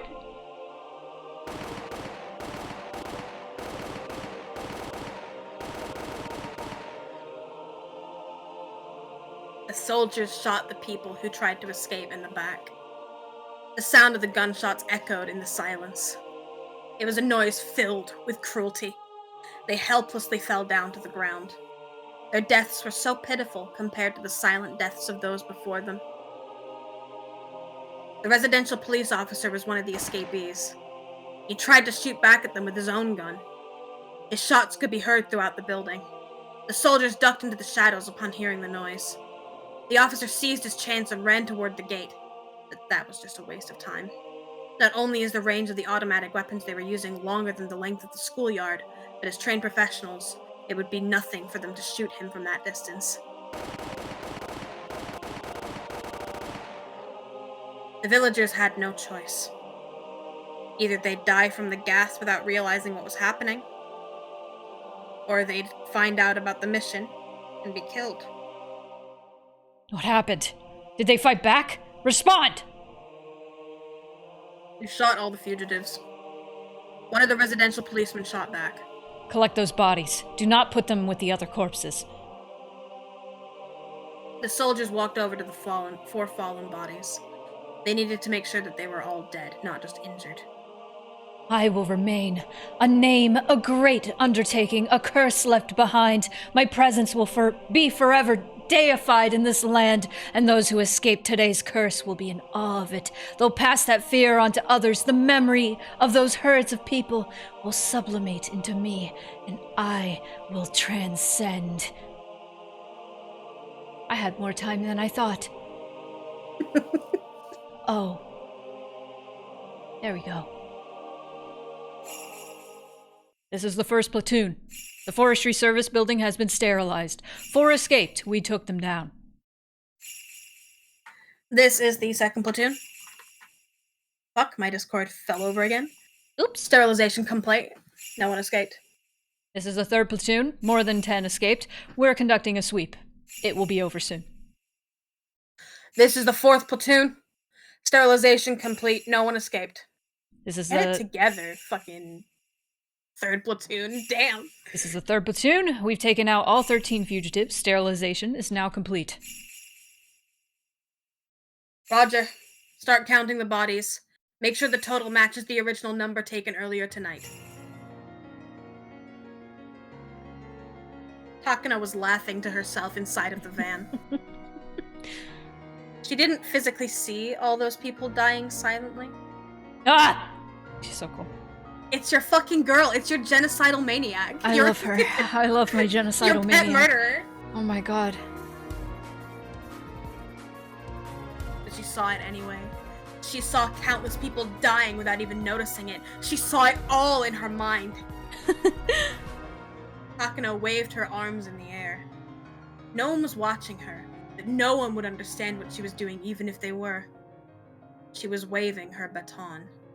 Takano was pretending that she was the conductor of this silent funeral march. Major, the sterilization is complete. We are going to reconnect the phone lines. Sure. Go ahead. You want to take that guy? This is the Institute Concealment Unit. We've removed all of the classified items and welded the entrance shut. We're currently flooding the underground facility. This is the traffic blockade unit.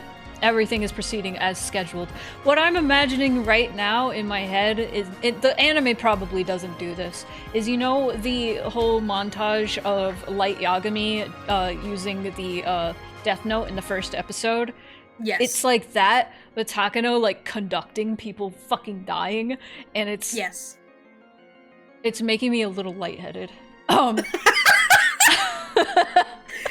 have a problem. I'm sorry. This is the communication sabotage unit. We've reconnected the phone lines. The telephone facility is back to normal. Takano was paying no attention to those reports. She continued to sing the melody of an orchestra. One operator spoke to her. You seem to be in a good mood. Yes, it feels so good. I bet you can't hear it. This hymn that glorifies God. The hymn? Takano laughed loudly, spreading her arms wide. That's right. The hymn. A new god has descended to this village. There was no god in Hinamizawa. Oyashiro-sama was just a name. This was an old backwater village with no real god. But I brought a god to this place. Do you understand? what that means. I bet you don't. How many gods in this world have the power to curse people? How many of them can challenge people? None of them, but I did. Takano laughed as if she was the only one who could comprehend what she was saying, and that was probably true. Yep. None of the operators inside the car could comprehend her laughter. Takano was satisfied to know that. A god is not a god without a curse. Gods are feared because of their curses, and they're worshipped because they're feared. And that's the truth about gods. If faith alone is what creates a god, there's no need for curses. The ancient gods all cursed humans. And what is a god's curse? It's a proof that a god is real. Gods aren't gods if they don't curse people. I found evidence of the existence of God in this poor village. I thought this was a message from heaven. Hinamizawa was without a god for 100 years, until the end of the dam conflict. I believe it's been my mission to restore the god's existence in this village. Heaven supported me and granted me power. I have raised the bud of a cursed plant with the faint seeds of coincidence granted to me by heaven, and now this budding curse bears fruit and hangs ripe. Do you understand? Tonight is the night of the harvest.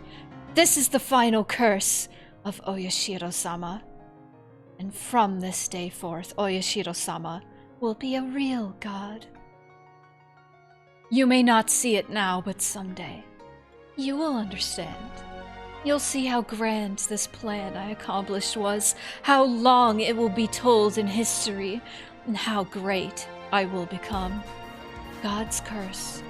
I make that curse happen. I am the curse of Oyashiro-sama. Worship me and be fearful. I'm creating not only death, I'm writing history. History will speak of this curse and remember my existence forever. I'm the curse itself. I've transcended this flesh. My legend will endure forever. Beyond my mortal life, my existence is eternal now. Curse yourselves and curse your powerlessness. Realize how great I am. I am Oyashiro-sama. I'm a god now. My flesh may die eventually, but I'll remain in this world forever.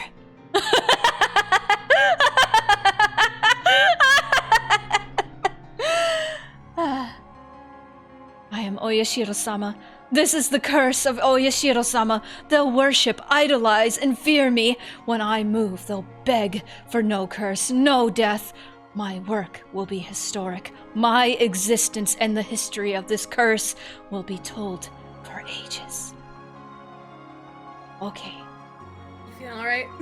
Keeping it together? Yeah, I've transcended beyond my body of flesh, becoming the curse. Even if this body decays, my work will remain in history forever. Now, I've gained immortality. Oh, I need water. Hang on. Humans, flesh is your curse. When your body decays, you can't leave anything behind. Your malice, regrets, fear, and you'll know my greatness. I have become Oyashiro-sama. Now I've reached the realm of the gods. Even if my body is destroyed, what I've done here will be passed down forever.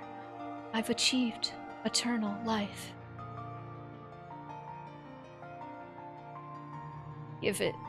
Give me more lines.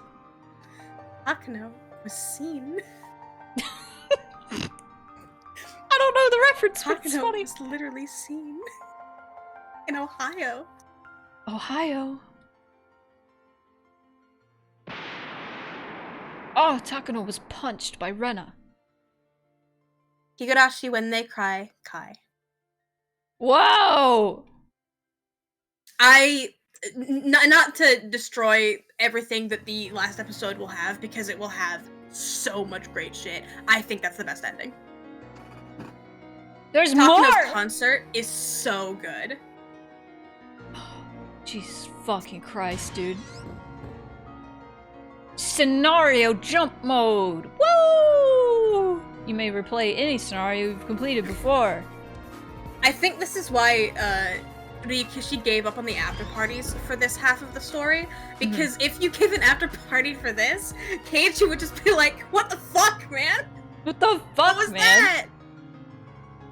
that?" The ominous music over the Angel Mort ice cream menu. No, like, extra. I need to reopen my window. I closed it because of that yappy ass dog, but it is now so warm in here. Oh. I'm just gonna see if there's any more text to read immediately before I get up. Okay. There's Before we got delve into the afters, let's have a little chat. Okay. Let me take a sip. So it seems that the gas leak was not real. The volcanic gas not real. Okay, let me catch up on some comments because I wasn't reading the comments out loud because I was into it. And we need to address what Gil said. I'm sure you could have a colonist spin on this part, given big government coming in, wiping out the local population, and destroying their religion while reciting biblical reasoning just for Takano to want to take it for herself. I'm sure there's a better way to call it rather than colonist, but that's the first thing that came to mind. No, I get what you're saying. Yeah, 100%. What I was thinking about, I forget what the thing is called, but they brought it up in, I think, chapter 2.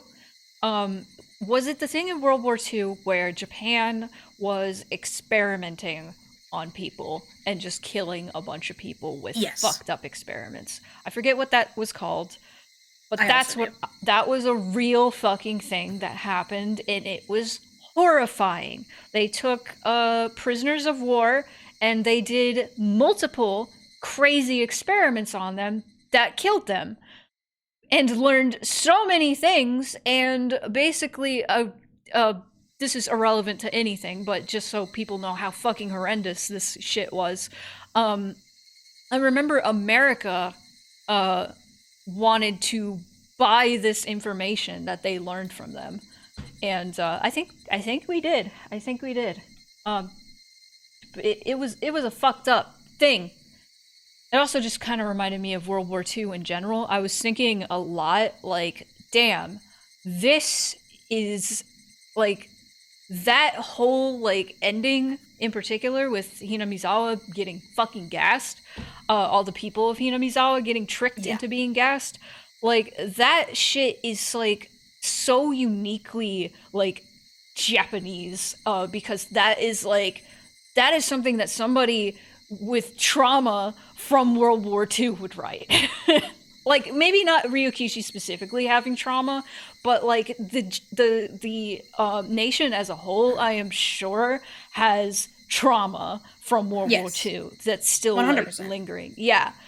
This is why it pisses me off when there are adaptations made of things that are incredibly like Japanese, like Akira and Ghost in the Shell, where they either cast the main protagonist as a white person, or they're like, what if we had an American version? And I'm like, you don't understand how fucking, like, there's like media from Japan that, well, as an American, you can look at it and go, this is like, doesn't have to be exclusively Japanese. No.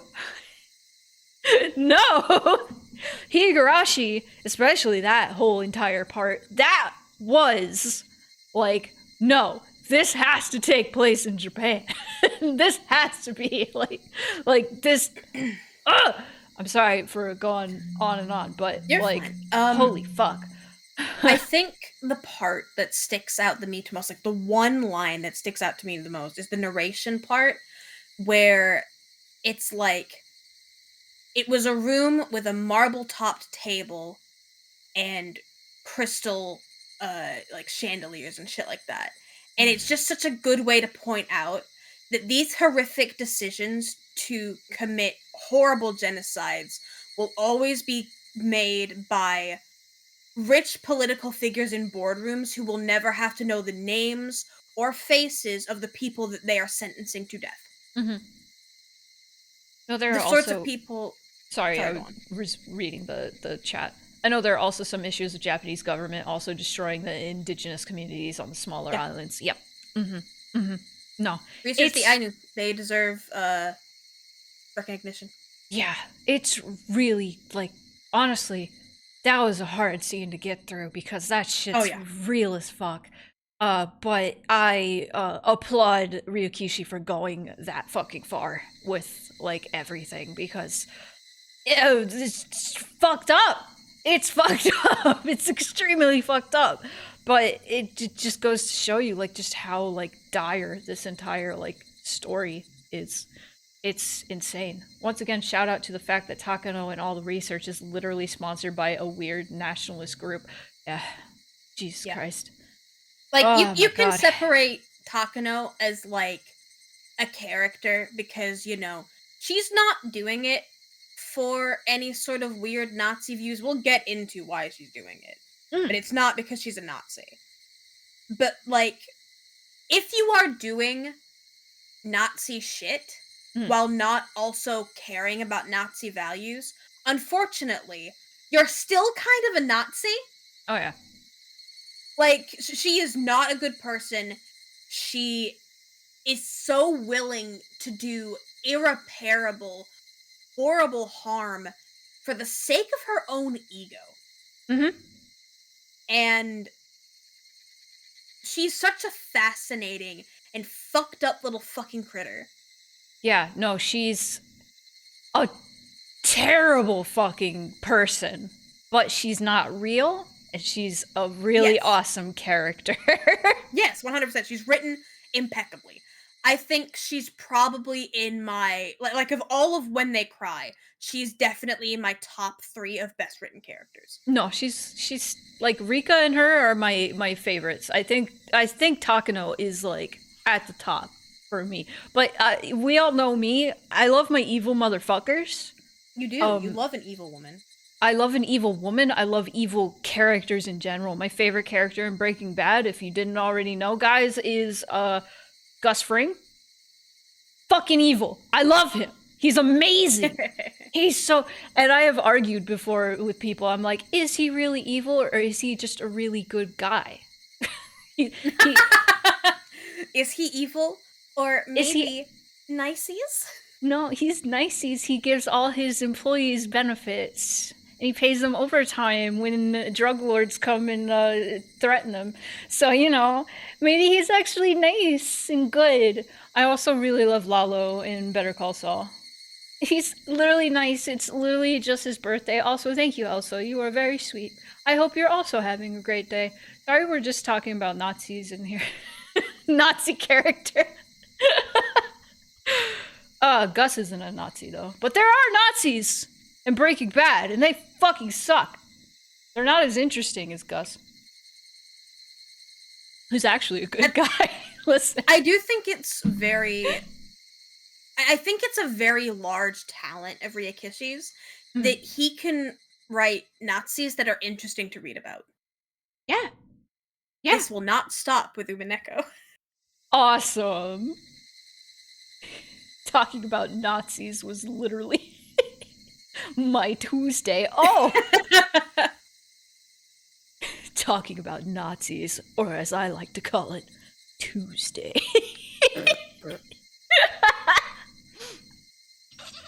Oh, during university for sure. Fair. What else did we have to talk about? Man. We should also go over, I think, the acceptance of Hanyu into the friend group. I think Hanyu is going to be corporeal. Next chapter. Is that the word? Corporeal. Yeah. Corporeal. Corporeal. She's going to just drop in and suddenly everybody can see her and they're going to be like, whoa! Who's this bitch? Who's this motherfucker with horns? But only the friends will be able to see her. That's my theory. That's purely based on me having seen like the openings in the early 2000s. I figured. Okay. Let's TG with all the gang accepting Hanyu and add the text. Let's take ibuprofen. Yeah, no, that would be great. Yes. Take my hand, Hanyu. We'll take meds together. We'll take ibuprofen together. Speaking of, I have headache relief medicine. Maybe I should take that later. Yes. Wait, no, I already took my headache. Okay, never mind. I have some today. I'm running Anyway, out. Twitch Mobile chop my shit up. Anyway, I think Miyakashi might have some strong views on the government and the long effect of World War II on Japan. You Yes. think? Yes. I don't think so. Yes. Political? Yes. Political in my horny game? What? In my horny game where children go awoog? Oh, politics? No. Politics? No. Keiichi looking at Rika. I don't think ibuprofen will help. That Rika does with all remind me. her guts spilling out. Oh. We now know the context for chapter 3 when Satoko and Keiichi find Rika naked and disemboweled at the shrine. We do. We sure do. I was thinking about that, yeah. Yeah. Fucked up. Fucked up. I still don't know how Keiichi could kill people with his mind. I think that was just coincidences. But we did learn that Irie did, like, kill himself over, Yes. like, that wasn't Keiichi's, like, mind powers or whatever. That he was doing that of his own accord because he couldn't take, like, his project not getting funding anymore. I want you to take what I'm about to say next in the most inspiring tone that you can imagine. Okay. Hey, gently touches your cheek. Mm-hmm. Irie kills himself in every universe. Awesome! Low tier god. Me at Irie, kill yourself! Now! Now! Awful. Hey, don't worry, kitten. Irie kills himself. Every universe. Every universe? That's so happy. Wow, everything. Thank Takano. Oh, good job. It's true. He's your god now. Everyone say praise. I'm always self-conscious of my sexy woman voice. I'm like, is it sexy woman enough? Is it good? I don't know. Because I feel like if I say yes, you were very sexy, then that comes across weird. So I'm just gonna say, good job.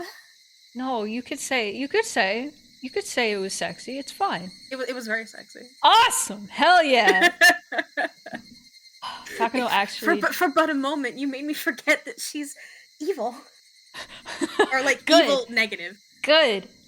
I was like, for a moment, I was like, do I go all out on that evil laugh? And I was, because like Yes. my neighbors are gonna hear me, and I'm gonna feel embarrassed.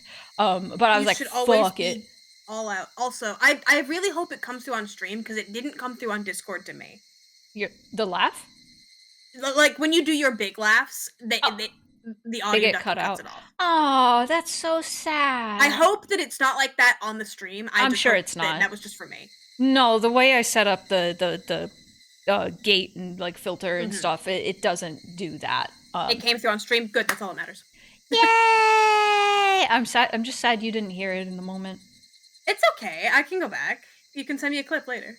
And then you'll go, oh! I'll be like, oh, Takano-sama.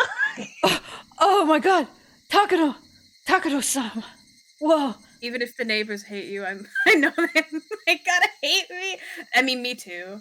No, it's fine. They know. I think most people know I am a streamer. In my fucking building, or at least a voice actor to a degree.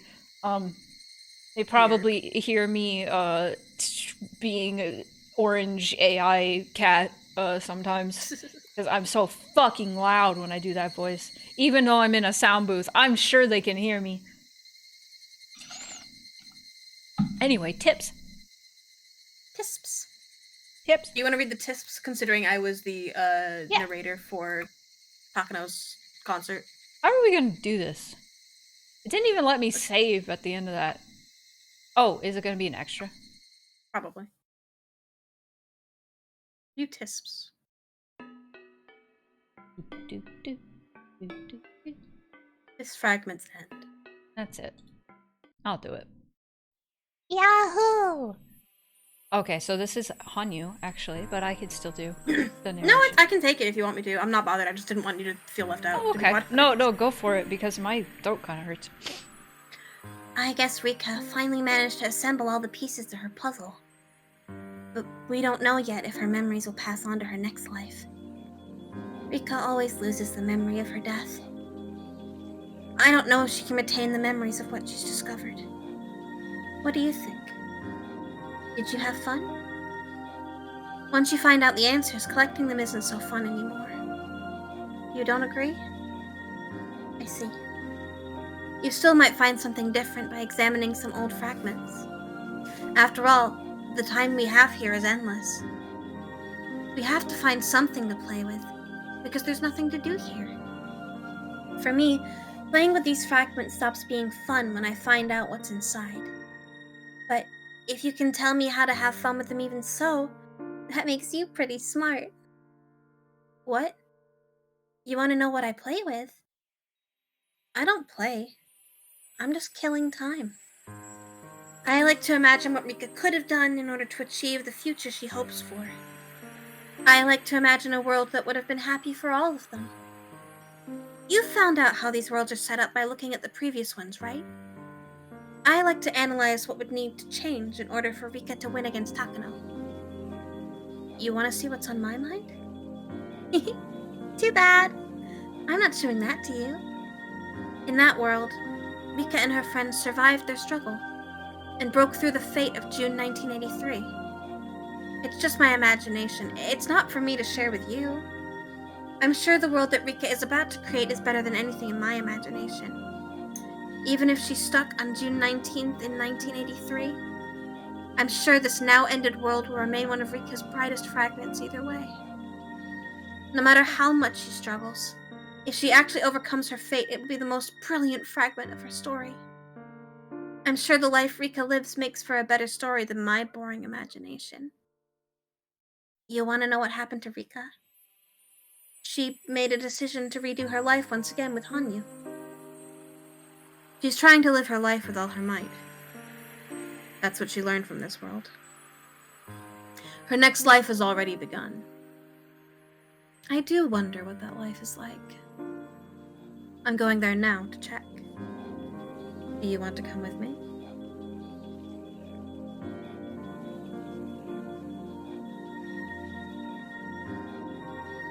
Da-da-da. That it? That's it. There's a staff room. There is a staff room. Staff room. I can And read. as always... Oh, you can be Ryokishi if you want to. You want me to be Ryokishi? I'll be Ryokishi. You can be Ryokishi. Okay. Hi. This is Ryokishi. This is what Ryokishi sounds like. Ryokishi 07. Thank you for playing. Higurashi, When They Cry, Kai, Chapter 7, Minagoroshi. This time around, the scenario was almost like the answer page in a book of riddles. Or maybe the scenario was like a side dish we enjoyed alongside all the scenarios up to now. You can take it how you like. I just hope you enjoyed it. I was very nervous about releasing this scenario, because a mystery is only good when it's still a mystery. This scenario marks the end of that mystery. To be honest, I didn't want to release this chapter for a while. However, way too many similar stories are being published with no answers at all. A book of riddles means nothing if there's no answer page in the back. Coming up with an answer when you have no way to see if it's right or not is a little sad, I think. If there are no answers, you can't get any joy out of reading a book of riddles. I regret to see that there are way too many stories out there that don't offer this kind of joy. That's why I decided to release something that you can compare your answer for this series. Since this world had a rather irregular presentation, there may not have been many people who reached what might be called the right answer. But it's not really about whether your answer was right or wrong. It's much more about how many questions you raised when reading the story, and how many answers you were were able to find. Thank you all very much for the solutions you've sent me. They were all wonderful theories, and some were thought out so much more than the actual story that I frequently thought about making them the right answer. Also, your support has given me courage to finish writing the 7th chapter of this series. Thank you very much for supporting Higurashi. Finally, I would like to apologize about how I portrayed the Child Consultation Center. I don't know what it was like in 1983, but child consultation centers are not mean places like I depicted in my story. I made the characters look so unfeeling, but in reality, the government today is the #1 hero for us civilians. In fact, those involved with child welfare and youth education are all extremely passionate and selflessly devoted people. Sorry for giving them such a negative image in this chapter. The next chapter, Matsuri Bayashi, is going to be the last one of the series. I'm overwhelmed by the pressure of writing the last chapter of Higurashi When They Cry, which turned out to be such a long story. I hope you'll continue your kind support. Thank you all very much. 7th expansion, Ryokishi 07.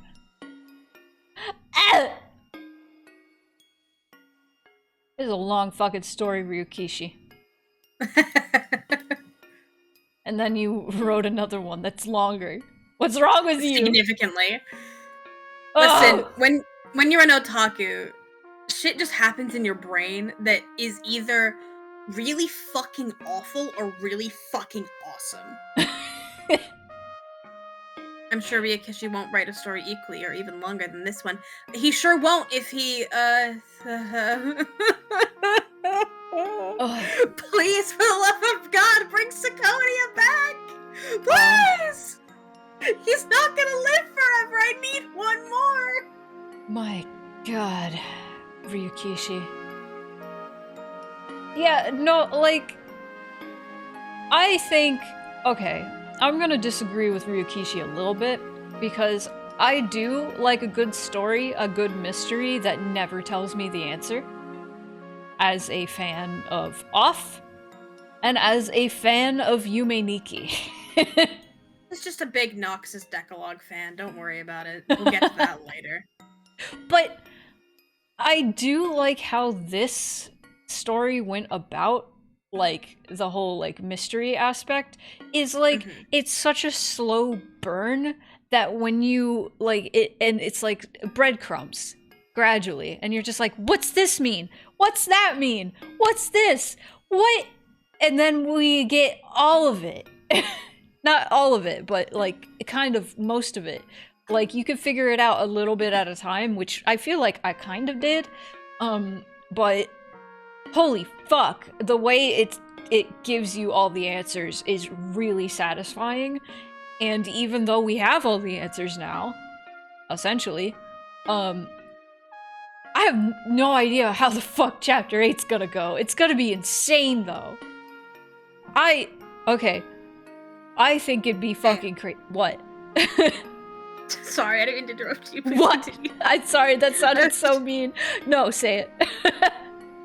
Considering everything that you just said about, like, the uncovering of, like, a mystery not necessarily being the nicest thing or the best thing for a story, you'll like Umineko better. Hell yeah, let's go. Not because, like, my favorite fucking show is Severance, and there's one thing I'm really fucking afraid of with season 3 eventually coming out, is that they are going to exhaust the premise a little too much and give us too many answers, and it's not gonna feel the same. Because that's one of the things I really like about Severance, is that you don't know, like, what the fuck everything is about. But I like the ability to be able to piece theories together myself. And that's why I like Off. That's why I like Yume Nikki. Because things are, like, more esoteric, and people can just talk about them forever. What was I gonna get? What was I gonna say otherwise? I don't remember. It's gone. Fuck. I want this music. It's similar, but This one's good thinking music. oh, I remember what I was gonna say. I had a crazy theory. Immediately. What? It's just like the instant this song comes on, you're like, I'm on it. I'm on it. I'm sorry if I like interrupted you. No, you didn't. I'm just laughing. Okay, so I had a crazy theory. Chapter 8. I'm gonna set it up. Yep. Rika's gonna wake up. It's gonna be the day before Watanagashi. And all her friends, fully aware now. Fully aware of what's going on. They're like, we know now. And for some reason, Hanyu is there. They're like, who's this bitch? What's happening? Or they're gonna be like, you don't remember Hanyu? She's like your sister. She's been around forever. And Rika's gonna be like, what the fuck? And they're like, we gotta kill Takano. She's a Nazi. And then and that's chapter 8. How'd I do? Bad. But my other thought was it's gonna be like they fucking like go back in time, reset, and Rika's is like, I have like no time. And she's like, and she's just like, okay, the first 2 seconds is like what's important. As soon as she sees Takano, she's like, I gotta kill her.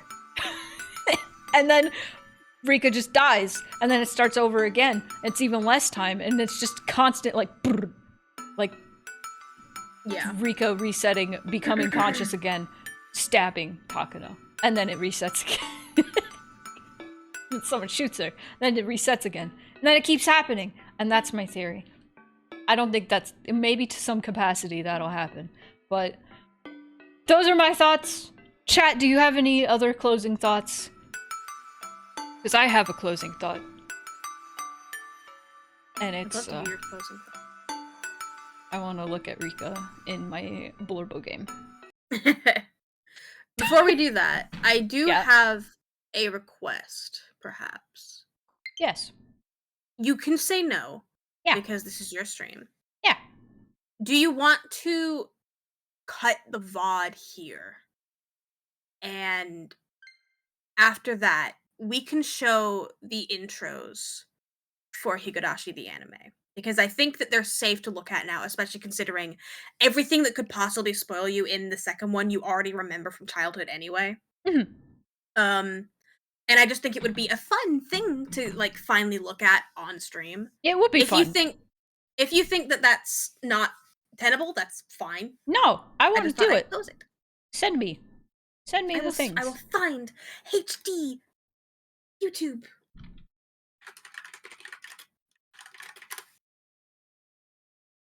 Ba-ba-ba. Creditless DVD rip. It's exactly what You gotta send it to my work account. I will. I just heard Just you the typing, graphic. and I thought you sent it to my... That was me looking it up. I'm gonna get them both first. Okay. Okay, so the first one is in HD, the second one is not, because I guess people stopped caring about that one outside of the animation meme from 2007. But that makes me sad. It's fine though. So you can imagine both of these as the first one is the intro for questions arc. Okay. And the second one is the intro for answers arc. Okay, let me open that. And if nothing else, they're good songs, even if you can't watch the animation. Wait, On no, tonight's episode- don't play it in Discord. Open it, tab. There we go. Okay, so... It does that shit all the time to me. It pisses me off so bad. Ugh. Okay, so... Okay. Window capture, this one. Okay. It's... Warning ahead of time, the first one at the very least does contain some non-sexual nudity. That's fine. No, I do remember that. Yes.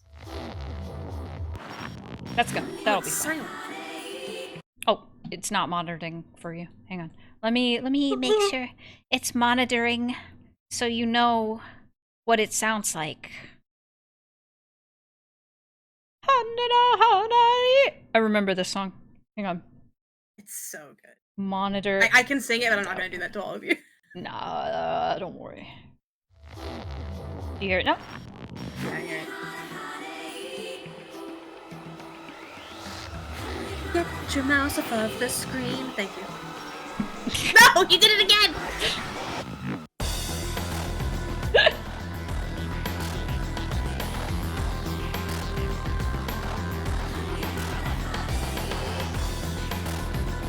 It really sets up the mystery so well for an anime that really disappoints. I can't wait to watch it. Oh, for sure. She's so cute.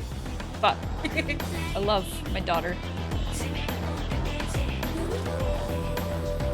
I saw a lot of animation memes to this as well. Yep. Makes me crazy Sino style. Also, straight up spoils Mion's tattoo. Putting Shion in the OP is wild. It's so fucking crazy. She's just here. It's the whole mystery for the second arc.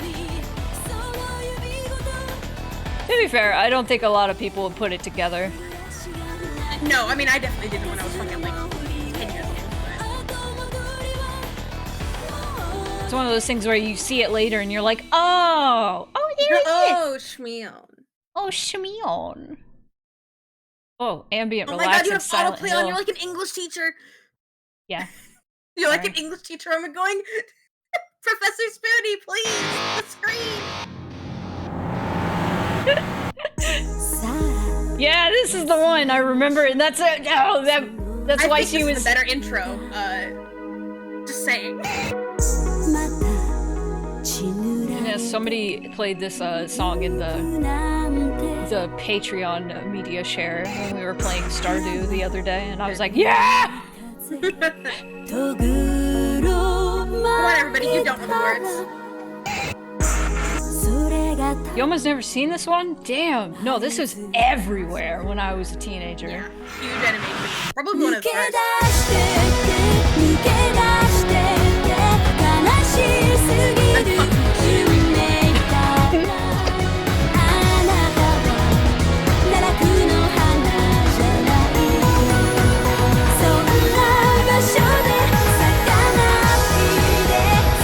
And you see Taco in her fucking major outfit. It's crazy. I wouldn't have put together that was Takano. And the fragment. It's like out of context spoilers. It is. They're so friends. Wow! Her head's so big. See? That's what I'm talking about. That's what I'm talking about. Sorry. This is good context for your me of Rika, actually, because me of Rika's head is so fucking massive. It's true. And like, you're not wrong. You're not wrong in any capacity that is what the anime looks like. Yep. Anyway, real quick, I'm not gonna do this for long because we have been streaming for 3 hours, so I do want to check on Rika though. We just gotta check on Rika. That's not Rika, that's Addie. Fuck. Putting my music on. One day we'll watch the openings for the OVAs too, because having those like really moody openings is so funny compared to the OVA opening, where it literally the lyrics are literally happy, lucky, happy, yes, Wow. yes. Oh man, Harry-san, did you hear about the computer? Did you hear about the computer? But did you hear What about a Republican? Yeah, I heard about that a while ago. But you I know need to what? give you context after they're We done never talking. finished talking about summer. That discussion is different than the one we were having about I've given the them so summer many holiday. words. It's a crime. Totally different. Anyway, as I was Okay, so let me give you some context. One of the characters asked me, what is something saying, you would never find on this island? And I said, a Republican. And now they just use Republican in their vernacular. Anyway, for those of you who haven't seen, I did make Rika in this. There she is. Oh Look my at her. god, she's like a bobblehead. You gotta put her on the dashboard and watch her go when you drive. You have them calling you streamer? Yeah, it's funny. who were to be who buddy to murder? Who would you do it with? You, of course. Iluros is me. Addie, you of course. Murder with me. Yes! Already excited? Yes! This game's awesome, actually. It's very repetitive after a while. I've skipped a lot of the scenes because I've seen a lot of them already, but it's still very funny to just be like, what's happening with the Blorbos? Scorch. What is going on with my Blorbos? So I have developments chat. I have a scaredy cat's house. Scorch isn't in here yet, but he keeps trying to invite himself. Let me see. Look, he has a hedgehog now. Damn, bitch, you live like this? Good seeing you. Yeah, Jordan was like, why'd you give him the trash room? And I'm like, because I'm mean to my friends. Friends with Iluros? Yeah, you should be. What should we talk about? You should talk about Bionicle Mask of Light. I'll go talk to them about Bionicle, Mask of Light. Why is Lou named Iluros? Okay, so you know Bastet from Egyptian mythology? Hey, Iluros. There is a Greek version, and the Greek version is Iluros, Do you feel like talking about and that's why. Bionicle, Mask of Light? We're gonna talk about Bionicle Mask of Light. That movie Tell slaps, me, by the way. Scorch, did you see that report on TV yesterday? The one about Bionicle, Mask of Light? Yeah. Of I like the course idea of a saw movie so good they I've report been about it in the itching to news. talk to someone about it. There are movies like Avatar, I've been like wanting the to talk with James someone Cameron about Bionicle, Avatar Mask movies. of I'm Light. sure like had like news So, articles let's and, be or friends, news. and then we can No, talk for about sure, but it's always like, this movie made X amount of money, or it did this well in theaters. It's never like, guys, breaking fucking news. Did you see this part in the movie?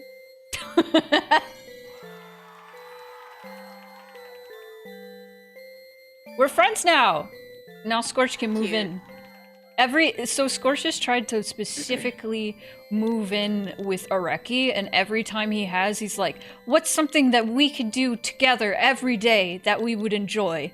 And then he's like, gaming, and then Areki is like, having long talks. And I'm like, and Scorch is like, I guess we're not on the same page. It's Oops. so sad. Bionicle, Mask of Light. Oops.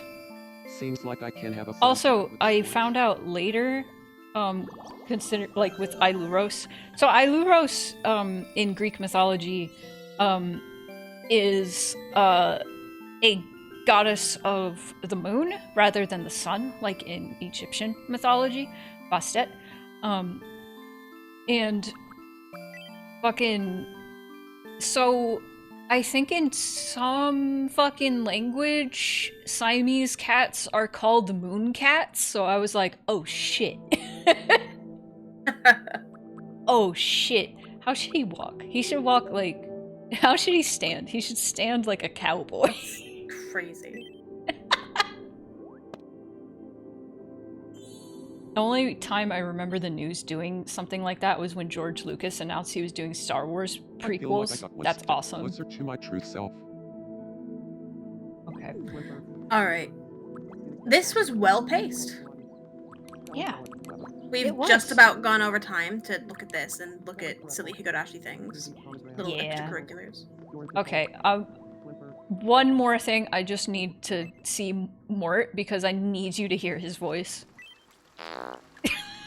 Oh my god. He's probably he's hungry. And I need you to see how he eat. Yeah. Oh. Yeah. He loves it. That's awesome. He sounds so pained. No, I love it. No, I love it. I love this game. It's so good. I'm just so full of gunk and I don't know what's going on. I'm giving him $1,000. I wish someone would do that to me. Hey, chat, what are you giving me $1,000 each? Yeah, give Cal $1,000. He wants 4,000 more to go to Antarctica. Why the fuck would you want to go to Antarctica? Let's get out of here. I'm done with this game. He wants to do some of the thing shit. Yes! Yes! He wants to be the thing. He is the thing. He is the thing. It's Trans Visibility Month. Give your local trans person $1,000. Correct. I'm your local trans person. Yeah. You say local as if, like, most people in my chat aren't American. Good We are all local on planet Earth. Thank you. It's true. Destroy the borders. Destroy the ocean, in fact. It's dividing us. Well, I don't know about that. I don't know about that. Alright, where are we going? Let me find somebody to go to. Gonna have to be really brave during the Great Higurashi Drought of 2026. We'll probably finish it by the end of the year, probably. Oh, Renzi! Ren is live. Ren, what you doing? Ren's playing Voices of the Void. It has been going for 3 hours. Fuck! They're probably gonna wrap up soon then. You know, I raid into Jess a lot whenever we do Higurashi. And they've only been Hell going yeah. an hour. Let's go say hi to Jess again. Oh my god, let's do it. Liskia X. Jess loves Higurashi. I can send you so much fan art now that you've seen her major outfit. I have. I think I did already see that outfit, but I had no context, so I was like, I don't know. Could have been fan art for all you know. I don't fucking know. I don't know why Takano's dressed up like a Nazi. People are weird. Well, Weebs are weird. Oh, true. she's actually just that. Okay, alright. Remember, everybody, the tour of the horrors never ends. Tomorrow night, we're gonna play Mama's Sleeping Angels. I just know it's weird. Let's go. Bye, everybody. Bye.